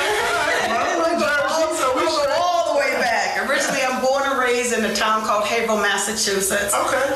In 1995, I relocated from New England to California. Okay. And just recently in November, I moved to Augusta. So I can be closer to my Hebraic family. Wow. Yes. Okay. Awesome. And it's that imperative to be around some like-minded believers where you got to move all the way across the country. You got to go. And so that's where your program is established at? The program, here's the thing, is we are international already. Okay. And so the Father's been working on me with this for the last 9 years. And before I even knew who I was Israel, he told me to go get the women, teach them how to sew, teach them how to talk, teach them how... Wow. I mean, when you look at it, and I was trying to get it into the four walls. And every time I went, the pastors, they loved it, but they just wanted it just for them. And something in my spirit was like, no, it's not just for you. Mm-hmm. And so when he woke me up or had me remember who I was culturally, that's when it made sense to me because it works perfect in our community. Okay. It really does work perfect in our community. So, okay. And it's online. So it's an online-based program. Yes. Okay. All right. So that's what I was trying to understand was the structure of it. Okay. Yes. So the girls will actually come online and take courses. But at the same token, we definitely want chapter leaders. So we have it so that women that have the heart to mentor, to come back, to help, that you can actually take the course too and then start teaching it in your hometown and get paid to do so. Wow. Because because my wife, she sews big time. Like she's been featured on websites and stuff like that. So she might be interested in, giving her time to something like that. Okay, so it's an online web-based program. I guess it's a lot of video tutorials, stuff like that, or is it live stream? So here's the thing. We're just getting ready to launch. Okay, I've been in the community for a very long time and dealt with several different communities. If anybody has watched me on Facebook, you've seen I've been traveling from state to state since August. Wow. And now we're getting ready to officially launch it. I forgot what you asked me. No, you let it. I forgot. No, you did it. Yeah, keep going though. But the biggest thing about it, and here's it is. Whether a woman is on the street and doesn't know who she is, whether she's in the church still and doesn't know who she is, or whether you're even in Israel, but you really still don't know who you are, this is a purification process that every woman needs and should go through before she even gets married. And I feel what you're doing because a And it's the same.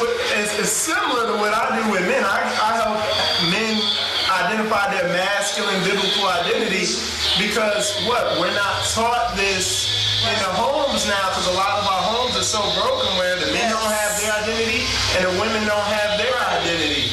So that's heavy. That's good. Yeah, and the fact that you need money. Yes, we're in captivity, but the fact of the matter is, in order for us to actually help our community, help our children, we need to own stuff. We need to have some things. And how do we effectively collaborate together? So there's we're starting to work together, but there's a whole nother level that we should be actually operating on so that we do have the finances to have our own schools, to have, the things that we see in every neighborhood in Chinatown. Okay, we should have our own grocery stores. We should have these things, but we don't know how to put it together. Exactly. And we as a community don't know how to put it together. There's so much hurt and there's so much pain. Yeah. And so what we do is we rip off the mask for these women, and we get to the root issue with them. That's why we start with healing and understanding who they are, and understanding you can't even hold that hurt toward that brother who didn't love you when you realize you didn't even love him because you don't even know what love is yourself. Yeah. Now, and is this a biblically based organization? This is a culturally based organization. Okay. It is, and we and that's actually the last part of the first. Our curriculum is called 5 S's and a C. That's me. Each S represents a module of healing, and the C represents cultural awareness. Where the ladies will now take a journey and understand something that they've never been taught in school, and have that opportunity to understand what their role is and why they were created, and how important that is to building and rebuilding the nation. Okay, I got you. And is an option in there somewhere where you say if the option open that, hey, this is the ministry I'm with, whatever like that? Yes. Okay. Yes. As far as families concerned, and those that are coming in, what I found with these young girls is they come at you hard because they don't know that you care. Once they know that you care, that mask begins to come off, and they're ready, and they're hungry, and they want to emulate. They want to see the things that you're doing. They want to understand why you are the woman that you are. How come you don't go off? How come you're not jealous? How come you're then now I can begin to answer those questions, and when I answer those questions, I can lead them back to what the scripture says. Okay, yeah. So rather than come at them with the word, I come at them with the application of the word. And that's fishing, And now they receive the word. I hear you. That's awesome. All right, so how do people find this program? Where you at online? All that information. Go ahead. Awesome. You can go to Facebook. Michelle, Michelle, Israel, with the Y. That's my personal Facebook page. And then we're building also Purifications International Enterprise. We have a place setter there already on Facebook. Again, that's Purifications International Enterprise. If you go and you go to the About Me, you can read more about what we're doing. There's some videos up there. But we're looking to launch in the next couple of weeks. So if there's a woman who does have, say, sewing skills, they can reach out to you, and you might have they make sewing videos, and is that? We actually have. If you see what I'm wearing, I actually have a tailor already. Wow. Okay. Yeah, so we actually have a clothing line already. But what we will do is take that woman with her sewing and find out what her gifting is. Do you want to do this? If she wants to do this, then we get behind her. We show her how to market. We actually help her market. We help her, get over. How do you get finance for this? Because every organization that's in our community, every company has a responsibility called social corporate responsibility to get back to the community. But how do you get that money? So I teach you things like that, and so we actually work together. Even if it's something that we're already doing, we want to create more business, so we still work together with them. Okay. All right. And if you could, give them the website and all the information so they can. Right now, our website is still under construction. So I kind of need somebody. Anybody know WordPress out there? Come help us, sister. Come help us, sister. So we can get this thing into the community. Let me tell you something. I've been doing this for 30 years. I have a 98% success rate with the young ladies. Some of the hardest and hardcore young ladies on the street. The young ladies in the church. And now in Israel, I've only been in Israel for about a year and a half. But the phone calls that I get from people on social media, this is definitely something that's needed. And it's not just for me. So other sisters that know that you have a heart to mentor, other sisters that know that you have business, entrepreneurship, things of those skills, I say come partner. Let's talk about it. Let's collaborate. Let me show you how to get the finances from the corporations, and let's come together. Let's build so that we can get back to our community. Okay. All right. So that's Sister Mikael Israel, and I'm Michael Israel, watching Spiritual Combat. Go ahead. And one more thing to my brothers who are out there, who are single fathers raising daughters that need women who know who they are, please look at Purifications International Enterprise. We want your babies. Nice. We want your babies. And we're here for every single brother out there who's raising a daughter who needs a woman who is not involved, so there's no, but just needs a woman there who has the sense and has the heart and has the ability that is not going to hurt your baby, but give her what she needs. Purifications is here for you too, brothers. All right. Yeah. So we appreciate it, and like I said, Michael Israel, you're watching Spiritual Combat, and Shalom. Alright, shalom, y'all. I'm here with Faith Music. What's up, people? Shalom. And this is one of the Hebrew rappers. I met him at a Boom event. It was like a mini concert. And just tell him a little bit about yourself. Truth. Very unpopular. It'll find you in some different thought processes, some different contexts, relearning, regrowing, checking yourself at the door, so to speak, man. But as Michael said, man, I'm Faith Music, aka FM Stokes. I do this music for the Most High. I've learned to add the political parts and the parts that most people don't like to add to it, because it's all in the biblical text. You just got to look and read and listen and watch it, from the old to the new. It's one collection whole book, not a separate book. So, but I'm here, man, to represent, the artists.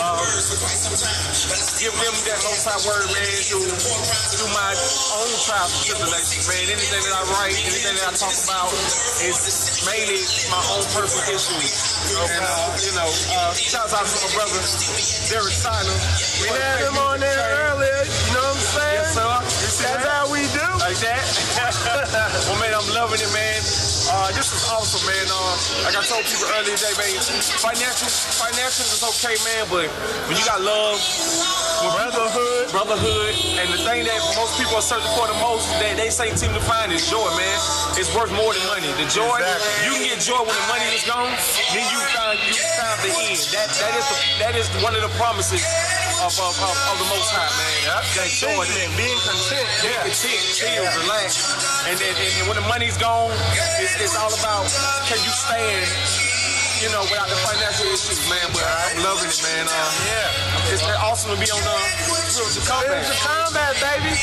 And with that said, if they want to find you, how they find you, how they get your music. You can check me out on Bandcamp. That's put in Faith Music. That's bandcamp.com, bandcamp.com. You can check me out on iTunes, search FM Stokes or Faith Music.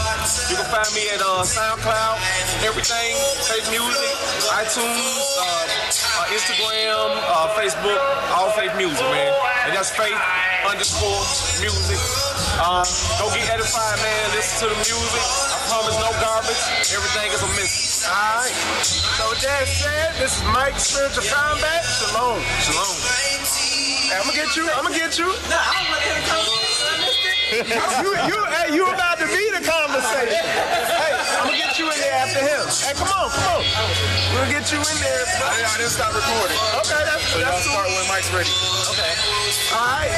This is Mike, Spiritual Combat, and I'm here with brother T-Horn. How you doing, man? He's another Hebrew rapper, man. We got him all up in here. Like I said, I met him at that same event. I met the other rappers at the mini rap concert at Boom Church. And tell me a little bit about yourself, man, and what you do. Well, actually, I just came into being an Israelite. You know, I've been a Christian for my whole entire life, man. So the thing is, as long as I've been a Christian, the Bible and the way the Christian walk was, of course, it was a good thing, but something there added up didn't make sense. You know what I'm saying? There's always contradictions in the Bible I didn't understand. In certain ways, it didn't go right with my spirit. Yeah. So over the years, I kept hearing people say things about being an Israelite and being Hebrew and this and that and stuff like that and everything. And I never took, I never looked at it as really important. You know, I was a Christian. I knew what I was. You know what I'm saying? So I started studying the Bible more. I came across things like Deuteronomy 28 and other scriptures like that. That's when I realized who I truly was, as one of the Israelites. And when I started realizing that, that's when things in the Bible and things about my walk with God and my relationship with God, not only group of things started making sense to me and everything. And I learned that I'm an Israelite, but not an Israelite to the point where I separate myself from everybody else, but I'm supposed to be one of God's people, to be an example and lead other nations, lead other people to God. And now I do it with my life, do it with my music, my ministry, and any way I can. That's all. That's book, man, and that's how the book tells us to be. If you could tell them how to get your music and how to contact. Well, you can definitely find me on SoundCloud. Yeah, I get SoundCloud. SoundCloud. Go through www.soundcloud.com/T-Horn. That's TEE-Horn. Or you can go on Facebook and Facebook.com/Listen to T-Horn. There you go.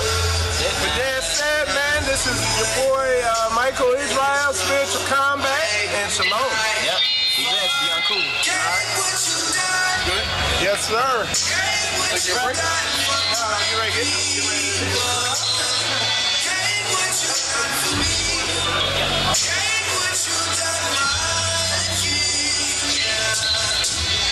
So yeah, I just walked off to get the other brother. Now you get ready to run. I know. With your bunch of scripts. Yeah, I ain't know if you or not. All right. Shalom, y'all. This is brother Michael Israel, Spiritual Combat, and I'm here with Yashima. All right, and this is the brother.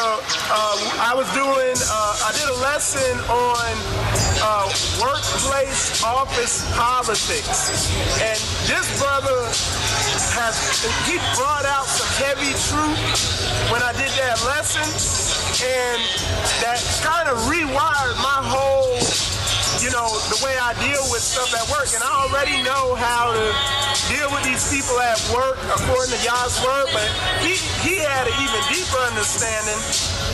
He works out there where I work at, and we work in a very racist environment.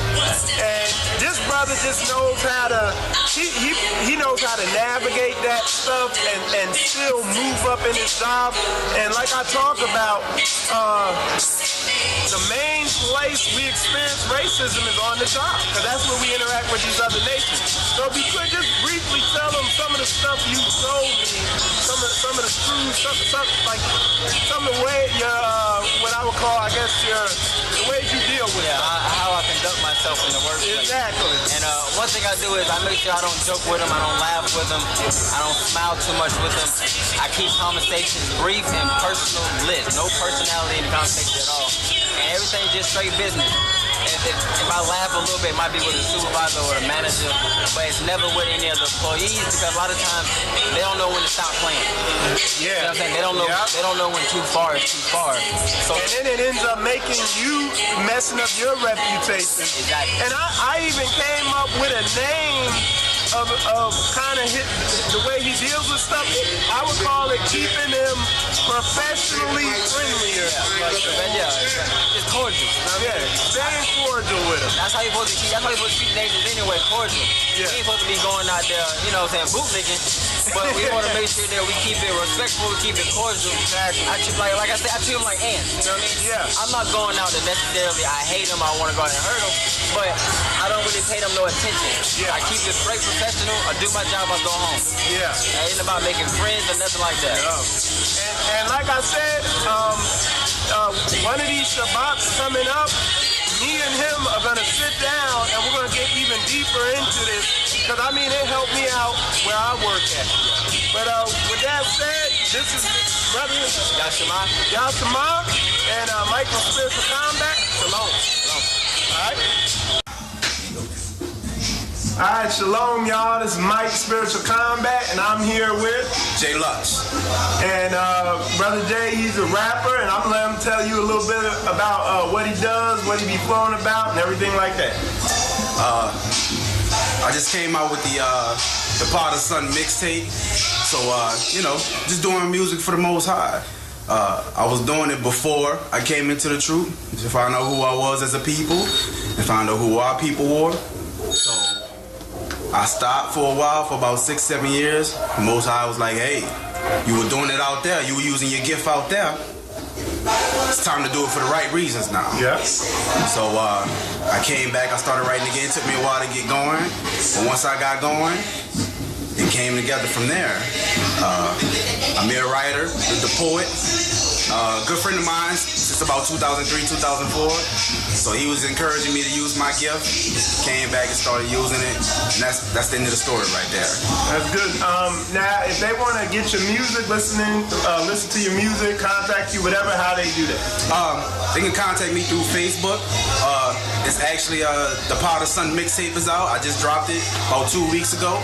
They could go to www.bandcamp.com/JLutch. JLUTCH. And it's a free download. You can donate if you want to, but I put the music out there. It was given to us freely. I give freely. So it's just about getting the message out there. It's another alternative for true music out there. Whatever fits your taste.